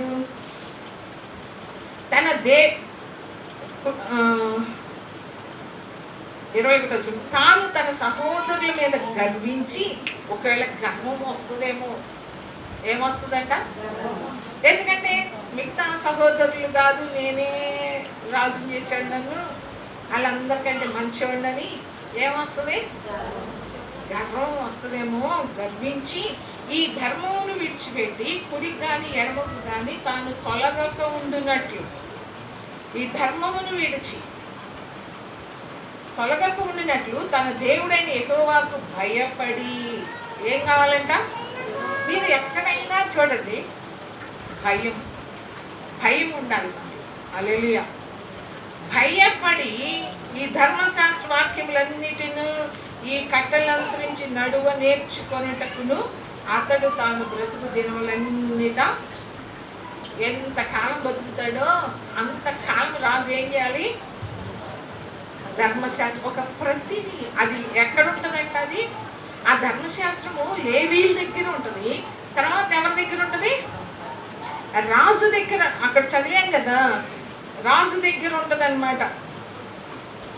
ధర్మశాస్త్రమునకు ఒక ప్రతిని తన కొరకు రాసుకొనవలెను, అది అతని యొద్ద ఉండవలెను. ఎవరి దగ్గర ఉండాలి, రాజు దగ్గర ఉండాలి. రాజు ఎప్పటి వరకు చదవాలి, ఎప్పటి వరకు చదవాలి, బ్రతుకు దినములన్నిట చచ్చే వరకు కూడా వాక్యాన్ని చదవాలి. ఎందుకు, కుడికి కానీ ఎడమకు కానీ తిరగకుండా, ఒకవేళ గర్వం ఉందేమో, ఒకవేళ ఏ పాపానికి చోటిస్తున్నాడో అని చెప్పి ఆ ధర్మశాస్త్రం నుంచి తొలగిపోకుండా దేవునికి భయపడి ఆ ధర్మశాస్త్ర వాక్యములన్నిటినీ ఈ కట్టలను అనుసరించి నడువ నేర్చుకున్నటకు. ఆ కట్టలను అనుసరించి నేర్చుకోవాలి అంటే ఆ ధర్మశాస్త్ర వాక్యములన్నిటినీ కూడా చదువుతూ ఉన్నాడు. హల్లెలూయా. వాక్యం ఎంత ప్రాముఖ్యమైందో దేవుడు ఇక్కడ చెప్తున్నాడు. అవి నేర్చుకోవటానికి ప్రతి దినము నేర్చుకోవాలి. అంత అయిపోయింది అనుకుంటున్నారా ఏంటి? 10 సంవత్సరాలు అయింది, 20 సంవత్సరాలు అయింది, అంతా నేర్చుకుంటున్నాం అనుకుంటున్నారా? దానిలో ఇంత కూడా సముద్రం అంతా ఉంటే మనలో నీటి పొట్టు కూడా కాదు, తుప్పర అనుకోండి, తుప్పర తెలుసు. తుప్పరు కూడా తెలుసో లేదు, తుప్పరంత కూడా తెలుసో లేదు. తెలిసి మనం ఏం చేస్తున్నాం? చదవటం వరకే కాదు. ఇక్కడ సొలొమోను చదివాడో లేదో తెలియదు నాకు, కానీ దేవుడు ఏమంటున్నాడు? నువ్వు బ్రతుకు కాలం అంతా కూడా నువ్వు కుడికి ఎడమ కానీ తొలగకుండా, నువ్వు గర్వించకుండా, ఈ ధర్మశాస్త్ర వాక్యాలన్నిటిని కూడా నువ్వు దేవునికి భయపడి నువ్వు బ్రతుకు దినములన్నిటా కూడా నువ్వు ఆ గ్రంథాన్ని నీవు చదువుతూ ఉండాలని చెప్పాడు. కానీ సొలొమోను ఏం చేశాడు? ఇవన్నీ ఏదైతే వద్దు అని చెప్పాడు దేవుడు, అవన్నీ చేశాడా లేదా? దేవుడు నిషేధించాడు వాటన్నిటిని. నిషేధించిన వాటిని సొలొమోను మొత్తం చేసేసాడు. మొత్తం అంటే దీంట్లో ఉన్నవన్నీ చేశాడు.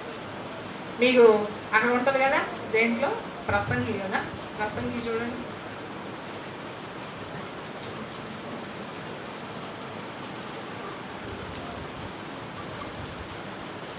ఎంత జ్ఞాని సొలొమోను. 1వ అధ్యాయంలో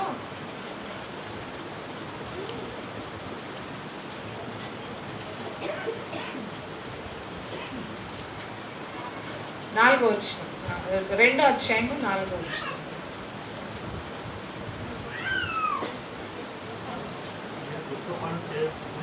నేను గొప్ప పనులు చేయబూనుకొంటిని, నా కొరకు ఇండ్లు కట్టించుకొంటిని, ద్రాక్ష తోటలు నాటించుకొంటిని, నా కొరకు తోటలను శృంగార వనములను వేయించుకొని వాటిలో సకల విధములైన ఫలవృక్షములను నాటించుకొని, వృక్షముల నారుమళ్లకు నీరు పాటుకై నేను చెరువులు త్రవ్వించుకొంటిని, పనివారిని పనికెత్తలు సంపాదించుకొంటిని, నా ఇంట పుట్టిన దాసులు నాకుండి. నేను నేను నేను నేను ఇక్కడ ఏముంటుంది? మొత్తం నా నా నా నా నేను నేను నేను నేను.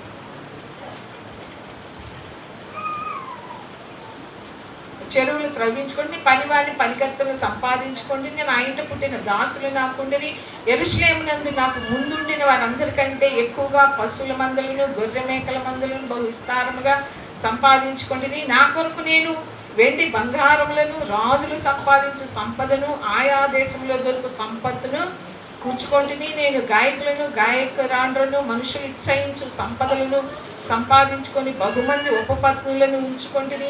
నాకు ముందు యెరూషలేమునందున్న వారందరికంటే నేను ఘనుడనై అభివృద్ధి నొందితిని. నా జ్ఞానము నన్ను విడిచిపోలేదు. నా కన్నులు ఆశించిన వాటిలో దేనిని అవి చూడకుండా నేను అభ్యంతరము. ఇప్పుడు మనం చేస్తుంది ఏంటిది? నేను అస్సలు అభ్యంతరం పెట్టనండి నా కన్నులకి. టీవీ చూస్తానే ఉంటా, నా కన్నులు. నేను ఎప్పుడు నా కన్నులు ఎందుకు వాటిని నేను అభ్యంతరం ఎందుకు చెప్పాలి? నేను అస్సలు ఎప్పుడు కూడా అభ్యంతరం చెప్పడం. సొలొమోను కూడా అంతే. ఏమన్నాడు? నేను ఎప్పుడు కూడా నా కన్నులు ఏది ఆశించిందో దాన్ని చూడకుండా నేను అభ్యంతరము చెప్పలేదు. నా కన్నులు ఆశించిన వాటిలో దేనిని అవి చూడకుండా నేను అందుకనే చూసి 1000 మందిని చేసుకున్నాడు. ఎంతమందిని చేసుకున్నాడు? కనబడిన వాళ్ళందరూ నచ్చేసి ఉంటారు ఈ రాజుకి. చూసి అందరూ అంటే కన్నులు ఆశించిన వాటిలో ఆశించిన కన్నులు. ఇప్పుడు అవ్వ కూడా పండుని చూసి ఏం చేసింది? ఆశించింది. ఇక్కడ సొలొమోను కూడా ఏం చేస్తున్నాడు? తన కన్ను ఆశించింది. ఇప్పుడు మన కళ్ళు అబ్బా ఎన్ని. మన ఐకియాకి వెళ్ళాం, అబ్బా 2 కళ్ళు చాలవేమో. మన బుద్ధి ఎలాంటిదంటే, మన కళ్ళు ఎలాంటి దరిద్రపు కళ్ళు అంటే చూసిన ప్రతి ఒక్కదాన్ని ఏం చేస్తుంది? కావాలని కోరుకుంటుంది. వస్తువులే కాదు, అక్కడ వస్తువులే ఉంటాయి, చీరలు కాదు. చీరలు కూడా మనం ఏం చేస్తాం? అబ్బో ఆ చీరని ఈ చీరని షాప్ మొత్తం తిప్పేస్తాం. అసలు అవసరం లేకపోయినా కొంటాం. ఎవరితో వెళ్ళామనుకోండి ఏం చేస్తాం? మన కన్ను వదిలిపెట్టదు, అది ఆశిస్తుంది. అది ఆశించిందని తర్వాత మెదలకుండా ఊరుకుంటుంది ఆ కన్ను. మళ్ళీ మరుసటి రోజు మేము చీరాల్లో ఉన్నాం, అప్పుడు దేవుని నమ్ముకోలే. నేను చీరాల్లో ఉన్నప్పుడు అంటే కారం చెట్టు పక్కనే అనమాట దగ్గర. అయితే ఎప్పుడు ఎవరో ఒకళ్ళు చుట్టాలు వచ్చేవాళ్ళు మా ఇంటికి. అంటే ప్రతిరోజు షాప్కి వెళ్ళేవాళ్ళం. ప్రతిరోజు ఎవరో ఒకళ్ళు వచ్చేవాళ్ళు మా ఇంటికి షాప్కి తీసుకెళ్ళేవాళ్ళు. అయితే షాప్కి వెళ్తే మన చేతులు ఊరుకుంటాయా, కళ్ళు ఊరుకుంటాయా? ప్రతిరోజు కొనుక్కొచ్చేదండి. ఎందుకంటే వెళ్ళి దాన్ని చూసి అది అసలు వదిలిపెట్టం ఇంకా, అసలు అలా తీసుకొచ్చేదాన్ని చీర. అంటే చూడండి, అసలు అంటే మనకి అవసరం లేకపోయినా, మనకి అవసరం ఉండదు కానీ వెళ్ళాము, మన కన్ను దాన్ని ఆశించింది, దాన్ని తెచ్చుకున్నాం, మనకి ఆశ పుట్టింది దాని మీద. సరేనని మొదటి రోజు వెళ్ళాము, ఊరుకున్నానా, మళ్ళీ 2 రోజుల తర్వాత మళ్ళీ ఎవరో ఒకళ్ళు వచ్చేవాళ్ళు, మళ్ళీ వాళ్ళతో పాటు షాప్కి వెళ్ళాల్సి వచ్చేది. మళ్ళీ ఇంకోటి వెళ్ళినప్పుడల్లా అంటే ఏంటంటే అవసరం లేకపోయినా మన కళ్ళు దేన్ని చూస్తున్నాయో, దేన్ని ఆశిస్తున్నాయో అది మనం కోరుకుంటాం. అవ్వ కోరుకుంది, అది చూసింది, ఆశించింది, కానీ దేవుడు నిషేధించాడు అని చెప్పి ఆమె దాన్ని, అంటే ఆ మాట గుర్తుకు రాలేదేమో మరి తెలియదు, గుర్తుకు వచ్చినా ఆ కన్ను ఆశించింది కాబట్టి దేవుడు వద్దు అన్న దాన్ని తీసుకో. అప్పుడు ఏమైపోయింది, తిన్నాక ఏమైంది, పాపము. హల్లెలూయా. ఆ పాపానికి వచ్చే జీతం ఏంటి, మరణం అంటే నరకం. ఇప్పుడు సొలొమోను కూడా అన్నిటిని ఆశించాడు.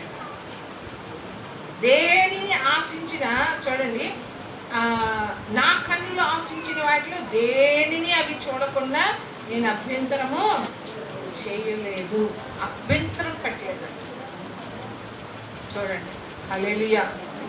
అంటే ఏంటంటే సొలొమోను ఇక్కడ మనం చూసాం కదా, ద్వితీయోపదేశకాండంలో మనము భయపడి ధర్మశాస్త్ర వాక్యములన్నిటినీ, ఈ కట్టడలన్నిటి అనుసరించి నడువ నేర్చుకోవాలి అంటే నీకేం కావాలి, నీకేం కావాలి, వాక్యం కావాలి. హల్లెలూయా. ఇక్కడ ఈ ధర్మశాస్త్ర వాక్యములన్నిటినీ, ఈ కట్టడలు అనుసరించి నడువ నేర్చుకొనుట. నువ్వు నడవాలి అంటే మొట్టమొదటి ఏం చేయాలి, నువ్వు నేర్చుకోవాలిగా. దేవుని వాక్యం ఏమి చెప్తుంది అని నీకు తెలియాలి కదా. ఏది చెయ్యమని చెప్తుంది, ఏది చెయ్యొద్దని చెప్తుంది, ఏది ఆశించమంటుంది, ఏది ఆశించకూడదు, దేవుడు నిషేధించింది ఏంటి, నిషేధించింది ఏంటి, ఇవన్నీ తెలియాలి అంటే నీకేం కావాలి, వాక్యం కావాలి. అందుకనే దేవుడు ఆ రోజున మోషేతో చెప్తున్నాడు, ఆ గ్రంథమును ప్రతి దినము కూడా తాను బ్రతుకు దినములన్నిట, ఏ రోజు ఏ పాపం వస్తుందో తెలియదు, ఏ రోజున ఏ వ్యాధి, ఏ బలహీనత వస్తుందో తెలియదు, ఏ ఆలోచనలు పుట్టాయో తెలియదు. సొలొమోను వృద్ధాప్యమందు ఆ స్త్రీలందరూ కూడా ఏం చేశారు, అతని హృదయాన్ని తిప్పివేశారు. దేవుడు నిషేధించాడు, దేవుడు వద్దు అన్న వాటిని ఏం చేశాడు సొలొమోను, వాటినే చేశాడు. ఆ హృదయం తొలగిపోయి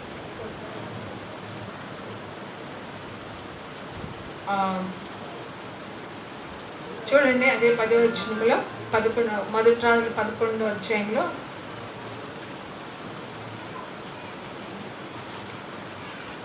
నీవు ఇతర దేవతలను వెంబడింపవలదని అతనికి ఆజ్ఞాపించినను సొలొమోను హృదయం ఆయన యుద్ధ నుండి తొలగిపోయిన. యెహోవా తనకిచ్చిన ఆజ్ఞను అతడు గైకొనకపోగా యెహోవా అతని మీద కోపగించి సెలవిచ్చినది ఏమనగా, నేను నీతో చేసిన నా నిబంధనను కట్టడలను నీవు ఆచరింపకపోవుట నేను కనుగొనుచున్నాను గనుక ఈ రాజ్యము నీకుండకుండా నిశ్చయముగా తీసివేసి నీ దాసునికి ఇస్తాను. హల్లెలూయా. తర్వాత ఎక్కడ పశ్చాత్తాపడినట్టు మరి ఎక్కడా లేదు. ఇక్కడ ఏమంటున్నాడు, నా నిబంధనను కట్టడలను నీవు అనుసరించకపోవడం నేను కనుగొన్నాను. హల్లెలూయా. ఎలా కనుగొన్నాడు, చూస్తున్నాడు కదా దేవుడు. ఇప్పుడు మనల్ని అందరినీ చూస్తున్నాడా? మనల్ని అందరినీ కూడా కనుగొంటున్నాడు దేవుడు. నువ్వు ఆజ్ఞలను అనుసరించి నడుస్తున్నావా? కట్టలను అనుసరించి నడుచుకుంటున్నావా లేదా? నువ్వు ఆయన ప్రేమిస్తున్నావా లేదా? ఇవన్నీ దేవుడు గమనిస్తూ ఉన్నాడు. మనం చేసే ప్రతి ఒక్క పని, మన ఆలోచనలు, తలంపులు, ఊహలు, చూపులు కానీ, మన క్రియలు, మన ప్రవర్తన, మన నడవడిక, ఇవన్నీ కూడా చూస్తున్నాను, నేను కనుగొనుచున్నాను అంటున్నాడు.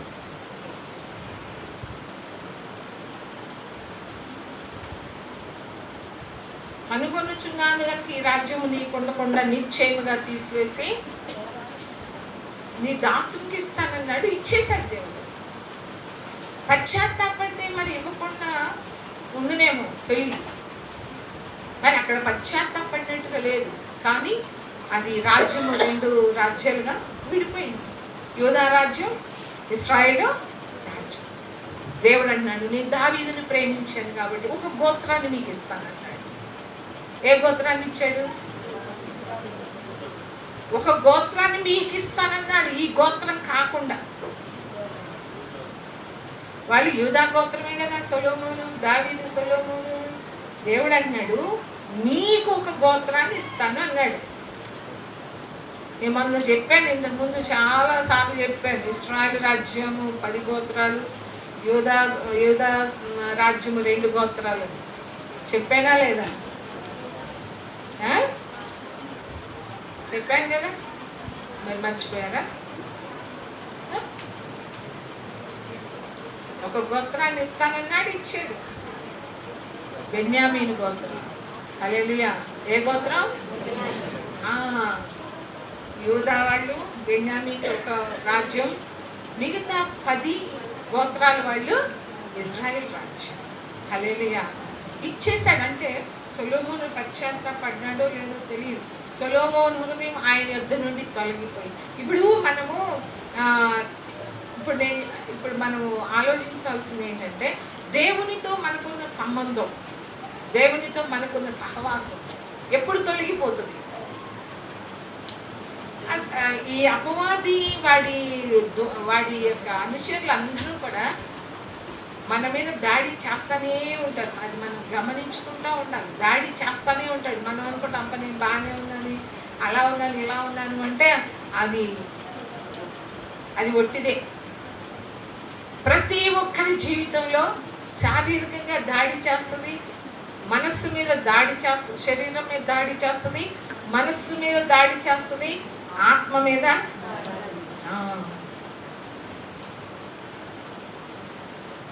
సంబంధం ఎప్పుడు తెగిపోకుండా ఉంటుంది, ఎప్పుడు సహవాసం తెగిపోకుండా ఉంటుందంటే నువ్వు గమనించుకోవాలి. దేవుడు వద్దు అన్నదాన్ని నేను చేస్తున్నానా, చేయటం లేదా? దేవుడు నిషేధించిన దాన్ని, దేవుడు వద్దు అన్నదాన్ని నేను కోరుకుంటున్నానా, నేను ఆశిస్తున్నానా దాన్ని? ఎందుకు మనకు అవసరం ఏంటి? దేవుడు వద్దు అన్నదాన్ని నువ్వు మనకు కావాలా, ఆశించాలా? చెప్పండి. మరి దేవుడు వద్దు అన్న పని ఎందుకు చేస్తున్నాం మనం? వాళ్ళ జోలికి ఏళ్ళ జోలికి వెళ్ళకండి, అబద్ధాలు ఆడకండి, అందరితో ప్రేమ కలిగి ఉండండి, పాపం జోలికి వెళ్ళొద్దు, అబద్ధాల జోలికి వెళ్ళొద్దు, ప్రేమ కలిగి ఉండమంటున్నాడు. మరి ఇవన్నీ చేస్తున్నామా?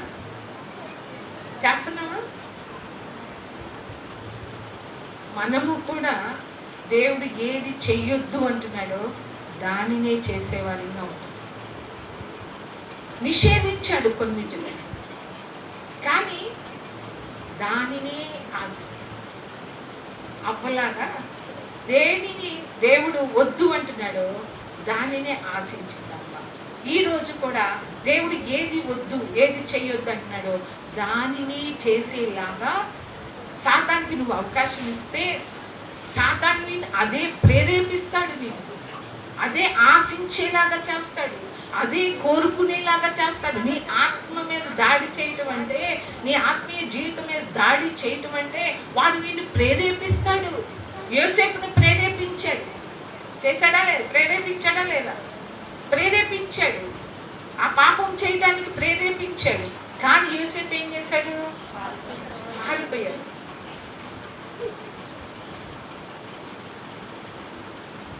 అంటే ఇప్పుడు మనము కూడా యోసేపు లాగా దేన్నైనా చేయమని ప్రేరేపణ, అంటే ఆ సాతాను పని అది. నిన్ను ప్రేరేపించినప్పుడు, ఒక అబద్ధం ఆడమని ప్రేరేపించినప్పుడు ఆ అబద్ధం ఏం చేస్తుందంటే, ఆ పాపం ఏం చేస్తుందంటే దేవునితో ఉన్న సంబంధం, దేవునితో ఉన్న సహవాసాన్ని అది కట్ చేస్తుంది. నువ్వు అలాగనే ఆ దురాశని నువ్వు గర్భం ధరిస్తే అదేం కంటది? పాపాన్ని కంటది. పాపం పరిపక్వమై ఏమవుతుంది? మరణాన్ని కంటది. నువ్వు గర్భం తాల్చకూడదు అంటే దురాశ గర్భం తాలుస్తుంది. దురాశ అంటే చెప్పండి, దురాశ అంటే వద్దు అన్నదాన్ని. కానీ సాతాను ఏం చేస్తాడు అంటే నిన్ను ప్రేరేపిస్తాడు. వాడు నీ మీద దాడి చేస్తాడు, నీ ఆత్మీయ జీవితం మీద. ఆదివారం వెళ్ళొద్దులే అంటాడు, నిన్ను ప్రేరేపిస్తాడు. ఇంకొక వైపు ఆశ పుట్టిస్తాడు. ఈరోజు 1000 రూపాయలు, అమ్మో ఒకరోజు ఆదివారం వెళ్ళకపోతే ఏమైంది? సాతాను దాడి, నీకు ప్రేరేపణ. నీకు ఎక్కడి నుంచో ఒక్కటే గుర్తుపెట్టుకోండి, దేవునికి వ్యతిరేకంగా ఏ ప్రేరేపణ వచ్చినా అది సాతాను దగ్గర నుంచి వచ్చిందని మీరు ఆలోచించాలి. అప్పుడే దాన్ని మనం ఎదుర్కోగలము, దాన్ని జయించగలం. వాక్యానికి వ్యతిరేకంగా నీలో ఏది చెయ్యాలని నీలో ఆలోచన వచ్చినా, కోరికలు పుట్టినా, దేన్ని ఆశించినా అది సాతాను దగ్గర నుండి వచ్చింది అని మీకు అర్థం కావాలి. వాడు నా మీద దాడి చేస్తున్నాడని నువ్వు అర్థం చేసుకోవాలి. అప్పుడు దాన్ని నువ్వు జయించగలుగుతావు. లేకుంటే అది గర్భం, అంటే దానికి చోటు ఇచ్చావనుకో, ఆ దురాశకి, అంటే నువ్వు ఆ చోటు ఇస్తే, ఆ గర్భం కలిస్తే ఒక రోజున ఏంటంటే పాపం మరణాన్ని. హల్లెలూయా. కాబట్టి దేవుడు ఏది వద్దు అంటున్నాడో దానిని మనం ఆశించుకున్నాం. మనలో ఎలాంటి ఆలోచన కలగాలి అంటే అది ఎలాంటి శ్రేష్టమైందైనా సరే.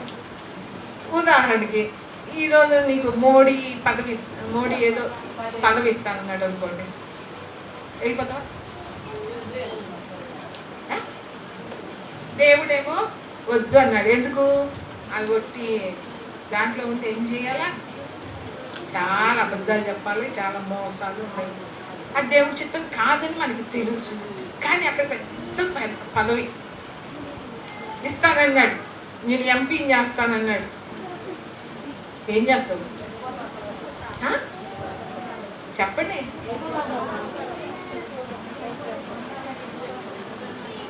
అదే నీ ఆత్మీయ జీవితం మీద దాడి చేయటం అంటే అదే. దేవుడు వద్దు అన్నదాన్ని నువ్వు చేసేలాగా అవ్వ చేసేలాగా చేశాడు. దేవుడు ఏదైతే నిషేధించి అది వద్దమ్మా చెయ్యొద్దు అని చెప్పాడో వాడు వచ్చి అవ్వను ప్రేరేపించాడు. ఏం కాదు, దేవదూతలాగా అయిపోతుంది, ఏం కాదు. ప్రేరేపణ అది ఆశించేలాగా చేస్తాడు. దానికి బానిసలమైపోతాం. మనల్ని దేవుడు ఆ బానిసత్వం నుండి విడిపిస్తే దేవుడు మనకు స్వాతంత్ర్యాన్ని ఇచ్చాడు. దేవుడు ఆ పాపము నుండి మనల్ని విడిపించాడు. కానీ మనం మళ్ళీ ఏం చేస్తున్నాం? పాపం అనే దాసత్వం, అదే దాసత్వం అనే కాడికి మళ్ళీ మనము వెళ్తున్నాం. ఒక్కటే, నువ్వు చేసేది ఏదైనా సరే, నువ్వు చేసే పని కావచ్చు, నువ్వు మాట్లాడే మాటలు కావచ్చు, ఏదైనా సరే దేవుడికి ఇష్టమైందా కాదా, దేవుడు చేయమంటున్నాడా లేదా, దేవుడు నిషేధించింది నేను ఆశిస్తున్నానా, దేవుడు వద్దన్న దాన్ని నేను కోరుకుంటున్నానా, అది ఎప్పుడైతే మనం ఆలోచన చేస్తామో అప్పుడు మనం సాతాన్ని జయించగలుగుతాం. లేకుంటే ఆ దాడికి నువ్వేమైపోతావు? పడిపోతావు. దానిలో నుంచి లేవాలంటే చాలా కష్టం. దురాశ గర్భమును ధరించి పాపమును కలుగు. పాపం ఏమైపోతుంది? ఒకదాంతో ఆగిపోతున్నావా, అది పరిపక్వం అయిపోతుంది, పండిపోతుంది పాపం. పాపం పండిపోతే ఏమవుతుంది?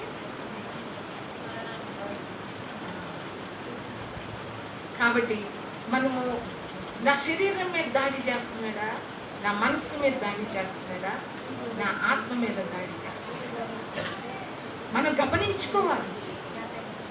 దేవుడు అంటున్నాడు, నువ్వు సర్వాంగ కవచాన్ని నువ్వు ధరించుకోవాలి. నువ్వు కూర్చోటానికి లేదు, యుద్ధము చేస్తూనే భూమి మీద నరుని కాలము యుద్ధకాలం. అలసిపోయావా? ఇంకంతే.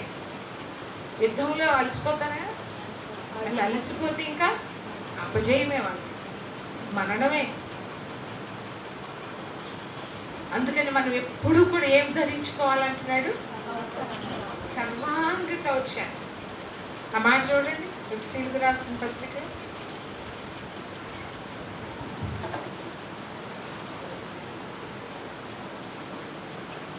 మనం ఎప్పుడు కూడా దేవుని చిత్తం లేకుండా, దేవుని అనుమతి లేకుండా నువ్వు ముందుకు అడుగులు వేయకూడదు. 6వ అధ్యాయం, ఎఫెసీయులకు రాసిన పత్రిక 6వ అధ్యాయం 10వ వచనం. తుదకు ప్రభు అంటే మొత్తం చెప్పేశాడు. చెప్పినాక లాస్ట్లో చెప్తున్నాడు సంఘానికి, తుదకు ప్రభు యొక్క మహాశక్తిని బట్టి ఆయన యందు బలవంతులై ఉండండి. బలవంతులుగా ఉండాలి. మనం వాడిని ఎదుర్కోవాలంటే మనం బలవంతులుగా ఉండాలి. వాక్యం తెలిసిన వారిగా ఉండాలి.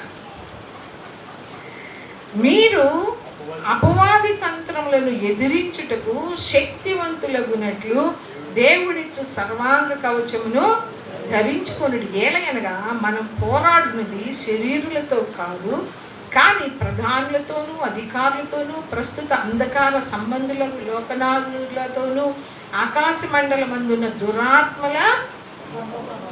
దురాత్మల సమూహాలతో.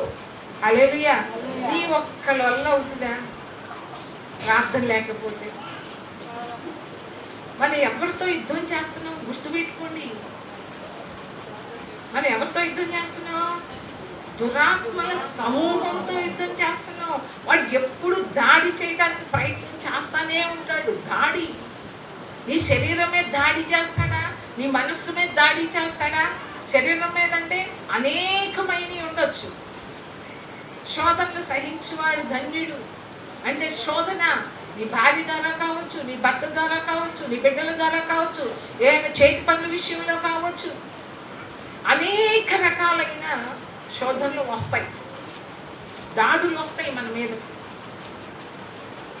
మనస్సు మీద దాడి, ఎప్పుడు ఆలోచనే, ఎప్పుడు తలంపులే, ఎప్పుడు ఊహలే, ఎప్పుడు చెడ్డదాని మీదే, చెడ్డదాన్ని ఆశించడమే. తప్పుడు నిర్ణయాలు తీసుకునేలాగా నీ మనస్సుతో నువ్వు తప్పుడు నిర్ణయాలు తీసుకునేలాగా చేస్తాడు. దేవుని చిత్తం లేకుండా, దేవుని చిత్తానికి వ్యతిరేకంగా నువ్వు నిర్ణయాలు తీసుకునేలాగా, దేవుని చిత్తానికి వ్యతిరేకంగా నీవు ఆలోచించేలాగా, నువ్వు అడుగు ముందుకు వేసేలాగా చేస్తాడు. నీ మనస్సు మీద దాడి చేస్తాడు.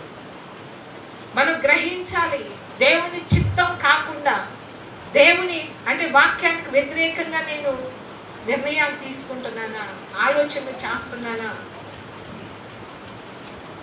ఎప్పుడు కూడా మనల్ని మనం అది దాడి చేస్తూనే ఉంటుంది. ఎవరో అనుకోవద్దు నా మీద దాడి చేయదని, మీకు తెలియదు ఎన్నో దురాత్మల సమూహాలు ఉంటాయి మన చుట్టూ. ప్రధానులంట, ప్రధానులు, అధికారులు ఎలాంటి వాళ్ళు ఉంటారో తెలుసా? ప్రధానులు అంటే ఏంటి? పోరాడున్నది శరీరులతో కాదు, నీ పక్కన్న శరీరులతో కాదు పోరాటం మనకి. నువ్వు అనుకుంటావు పక్కంతో పోరాటం నాకు అనుకుంటావు, కానీ వాళ్ళలో ఉన్న చీకటితో పోరాటం. శరీరులతో కాదు, ప్రధానులు ఉంటారు, అధికారులు ఉంటారు, ఎంతో శక్తి కలిగిన అధికారులు, ప్రధానులు. ఆకాశ మండలమందున్న దురాత్మల సమూహం ప్రస్తుత అంధకార సంబంధులకు లోకనాథులతో. అంధకార సంబంధులు వాళ్ళు ఎవరు? ఇంత సమూహం ఉంది. తాగుడు అనేది ఒక దురాత్మ, వ్యభిచారం అనేది ఒక దురాత్మ, అబద్ధాలు అనేది ఒక దురాత్మ, చెడ్డ మాటలు పలకటం ఒక దురాత్మ,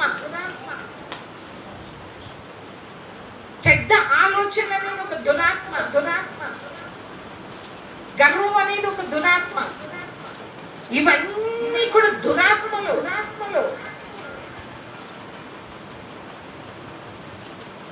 ఒకళ్ళ మీద ఒకళ్ళకి చెప్పటం దురాత్మ.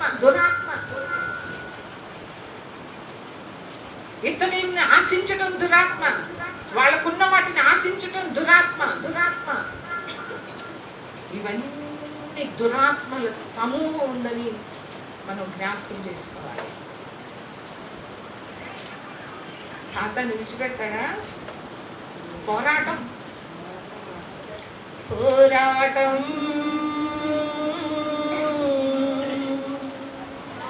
ఆత్మీయ పోరాటం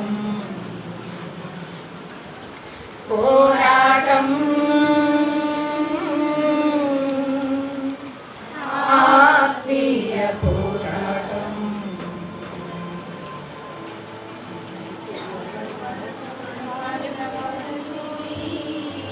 పోరాటం ఆగదు వరకు, పోరాటం ఆగదు. సాగిపోచున్నాను సిలువను మోసుకొని, నా గమ్య స్థానానికి. సిలువను మోసుకొని నా గమ్య స్థానానికి. ఏంటంట? ఈ పోరాటం ఎప్పటి వరకు ఆగదు? చివరి శ్వాస వరకు ఈ పోరాటం ఆగదు. చివరి శ్వాస వరకు ఈ పోరాటం ఆగదు. అంటే మనము చనిపోయే వరకు కూడా ఈ పోరాటం ఆగదు. నెమ్మదిగా ఉన్నాంలే, మంచిగా ఉన్నాంలే, ఏ కొరతలు లేవు, ఏమీ లేవు నా జీవితంలో, నా కుటుంబంలో, నా వ్యక్తిగత జీవితంలో ఏమీ లేవు అని లేనావేమో. ఈ పోరాటం నీకు తెలియకుండానే సాతానుడు ఏం చేస్తాడు? నీ మీద దాడి చేస్తాడు. అందుకనే ప్రభు అంటున్నాడు, ఒక్క గడి అయినను మీరు శ్రమల్లో ప్రవేశించుకుంటున్నట్లు, శోధనలో ప్రవేశించుకుంటున్నట్లు ఒక్క గడి అయినను మెలకువగలిగి. శోధనలో ప్రవేశించకుండా ఉండాలి అంటే మనం ఏం చేయాలి? ప్రార్థన చెయ్యాలి. అదే పోరాటం, ప్రార్థనలోనే. నా యేసుతో కలిసి పోరాడుచున్నాను, అపజయమే ఎరుగని జయశీలుడాయన. నా యేసుతో కలిసి పోరాడుచున్నాను, అపజయమే ఎరుగని జయశీలుడాయన. చప్పట్లు కొట్టండి.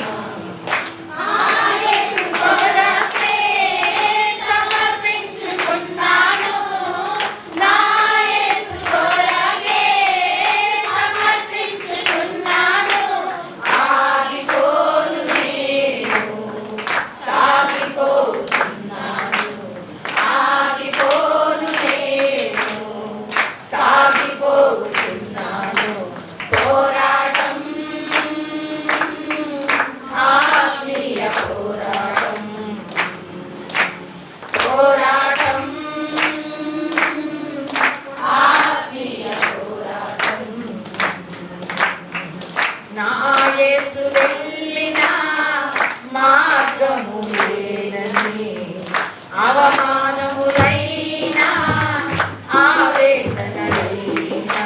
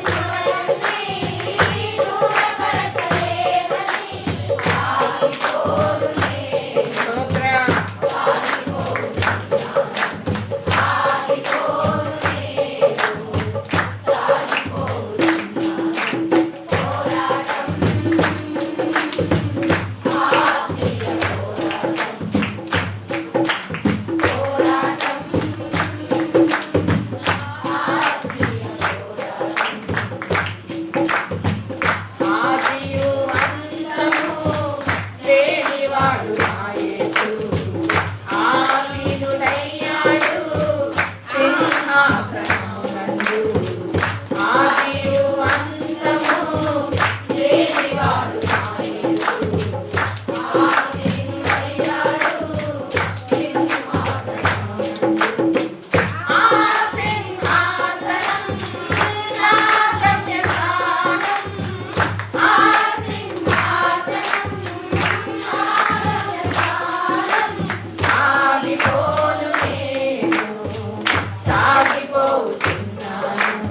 ఆగిపోను నేను సాగిపోతున్నాను.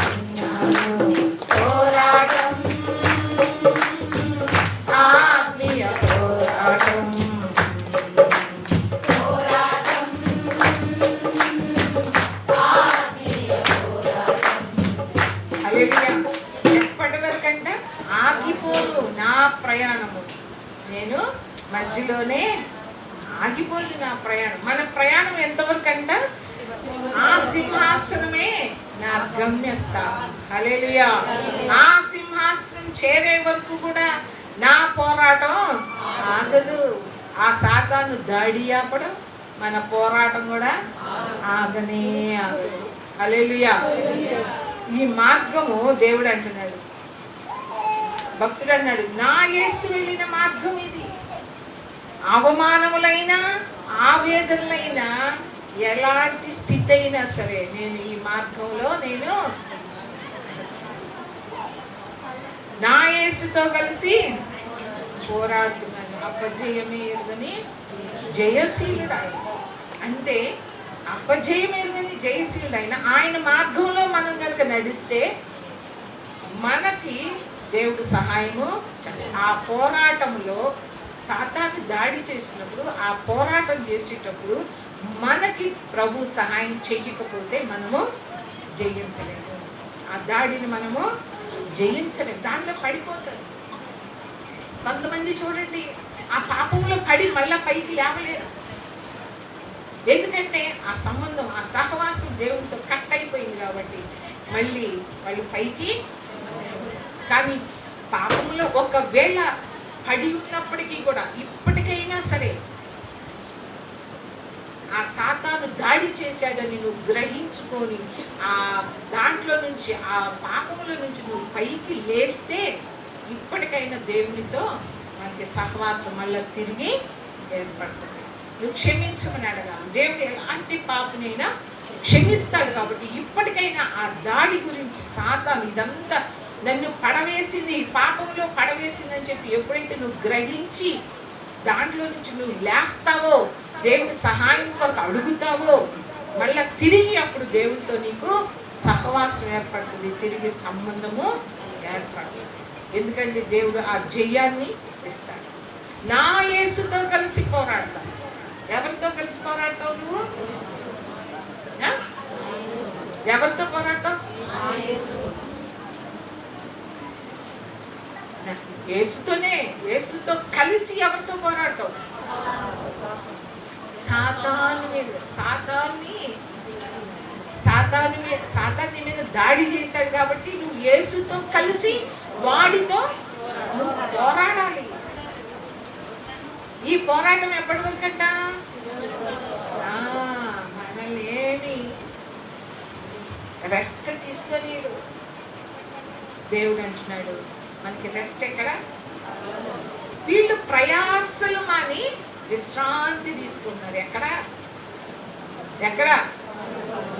అప్పటిదాకా రెస్ట్ లేదు, రెస్ట్ ఉందనుకుంటున్నారేమో. దేవుడి దగ్గరికి వచ్చేసాను, ప్రభు దగ్గరికి వచ్చేసాను, ఇంకా నాకేంట్లే అని అనుకుంటున్నారేమో. రెస్ట్ అనేది, విశ్రాంతి అనేది ఎక్కడ? ప్రయాసలు మాని. అంటే ఈ లోకంలో ఉన్నప్పుడు ఎన్ని ప్రయాసలు, ఎంత పోరాటం, ఆ ప్రయాసలు మాని మనం చనిపోయినప్పుడు, అంటే మనము పరలోకంలోకి వెళ్ళినప్పుడే మనకి విశ్రాంతిలో ప్రవేశించారని కదా వాక్యంలో, ప్రకటన గ్రంథంలో కదా. ఈ మాట చూపించి ముగించేస్తాను, చాలా టైం అయిపోయింది.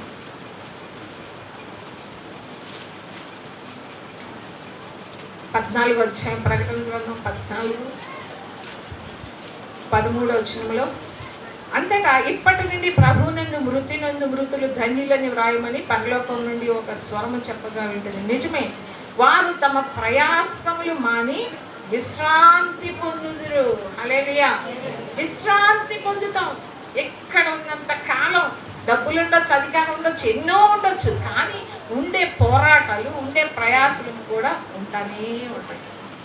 ఎప్పుడు ఆ పోరాటాలు పోతాయి, ఎప్పుడు ఆ ప్రయాస పోతుంది అంటే మనము కన్ను మూసుకుంటాం. హల్లెలూయా. అక్కడ విశ్రాంతి. వాళ్ళు ప్రయాసలు మాని విశ్రాంతి పొందుతాం మనం పరలోకంలో. హల్లెలూయా. ఎక్కడ పొందుతాం విశ్రాంతి? ఇక ఆ దాడులు ఉండవు, సాతాను యొక్క దాడులు మన మీద ఉండనే ఉండవు. హల్లెలూయా. కాబట్టి మనము ఈ లోకంలో ఎన్ని పోరాటాలు ఉన్నా, ఎన్ని మనకి ఆటంకంగా ఉంటున్నా, ఎన్ని ప్రయాసలు ఉన్నా, ఎన్ని శోధనలు ఉన్నా, మనం ఏం చేయాలి? ఆ దాడులు మనము జయించాలి. అలా సాగిపోవాలి. ఆగిపోను నేను, సాగిపోతూనే ఉండాలి. ఎప్పటి వరకు?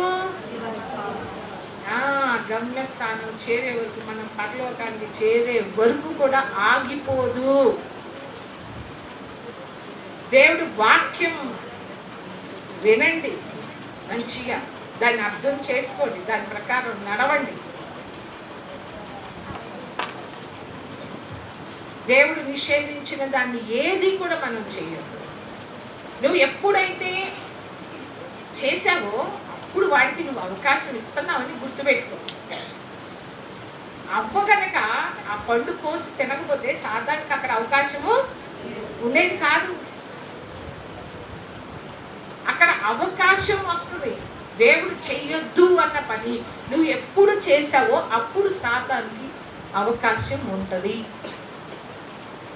కాబట్టి మనమందరము కూడా వాక్యం ద్వారా మనము గ్రహించి దేవుడు ఏది వద్దన్నాడు అది చెయ్యకుండా మనం పోరాడాలి. చెయ్యొద్దు అంటే అది చేయకుండా ఉన్నామంటే పోరాటమే. అక్కడ మన శరీరం ఏమో చేయకుంటుంది, ఆత్మేమో అక్కడ పోరాటం. కాబట్టి పోరాడాలి, పోరాడుతూనే ఉండాలి. కాబట్టి మన జీవితకాలం అంతా పోరాటమే ఉంటుంది. కాబట్టి ఆ పోరాటాలు, ప్రయాసాలు ఎప్పుడు మానంటాం? పరలోకానికి వెళ్ళినప్పుడు విశ్రాంతి. హల్లెలూయా. అలాంటి విశ్రాంతి కావాలా వద్దా? ఎందుకంటే మన గమ్యస్థానం అది. కాబట్టి మనం అక్కడికి వెళ్ళే వరకు కూడా, అక్కడ విశ్రాంతి తీసుకునే వరకు కూడా మనం ఇక్కడ పోరాడుతూనే ఉన్నాం. కానీ దేవునితో, మన ప్రభుతో కలిసి వాడిని జయించడానికి మనము ప్రార్థన చేసుకున్నాం. దేవుడి కొద్ది మాటలు అలాంటి కృప, అంటే ఆయన విశ్రాంతిలో ప్రవేశించే కృప దేవుడు మనందరికీ దయచేయను గాక. ఆమేన్. ప్రార్థన చేసుకోండి.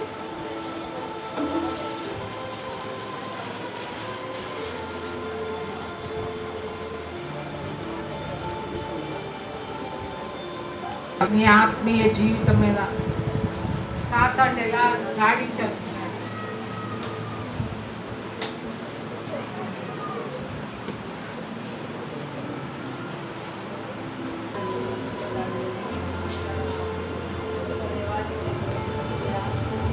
సొలొమోను, జ్ఞాని అయిన సొలొమోనే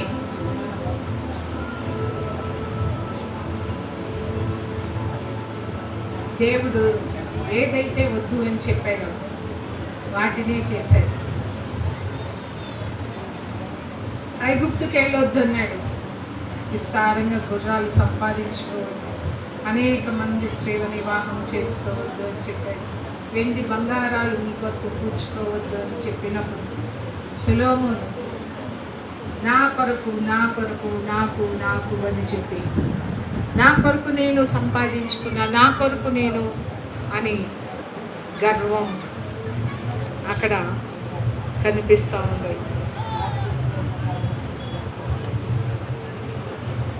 ఎప్పుడైతే మనలో గర్వం వస్తుందో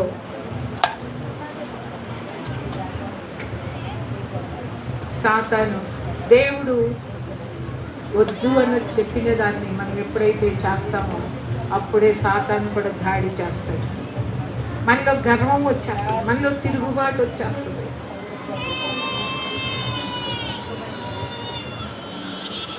దేవుడికి వ్యతిరేకంగా నిర్ణయాలు కూడా తీసుకునేవాడిగా ఉంటాం.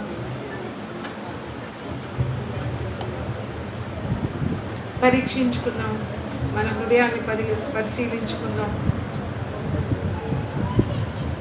దురాశ ఉందా మనలో?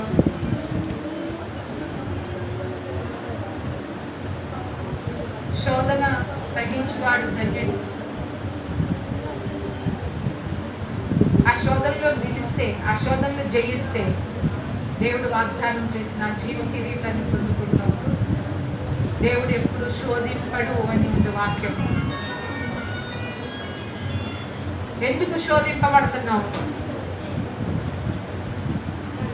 ఎందుకు శోధించబడుతున్నాం అంటే దేవుడు నిషేధించిన దాన్ని, దేవుడు వద్దు అన్న దాన్ని మనం ఆశిస్తున్నాం, మనం కోరుకుంటున్నాం కాబట్టి.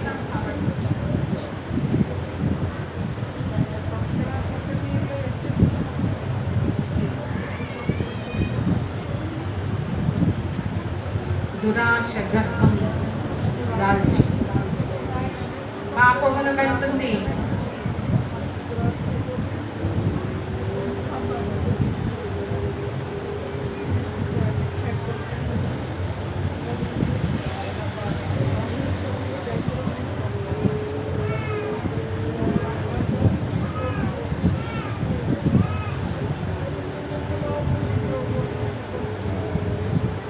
దేవునికి వ్యతిరేకమైనవి ఎన్నో సాతాను మనం చేసేలాగా ప్రేరేపిస్తాడు, ఆశ పుట్టిస్తాడు, అది కావాలనుకునేలాగా చేస్తాడు.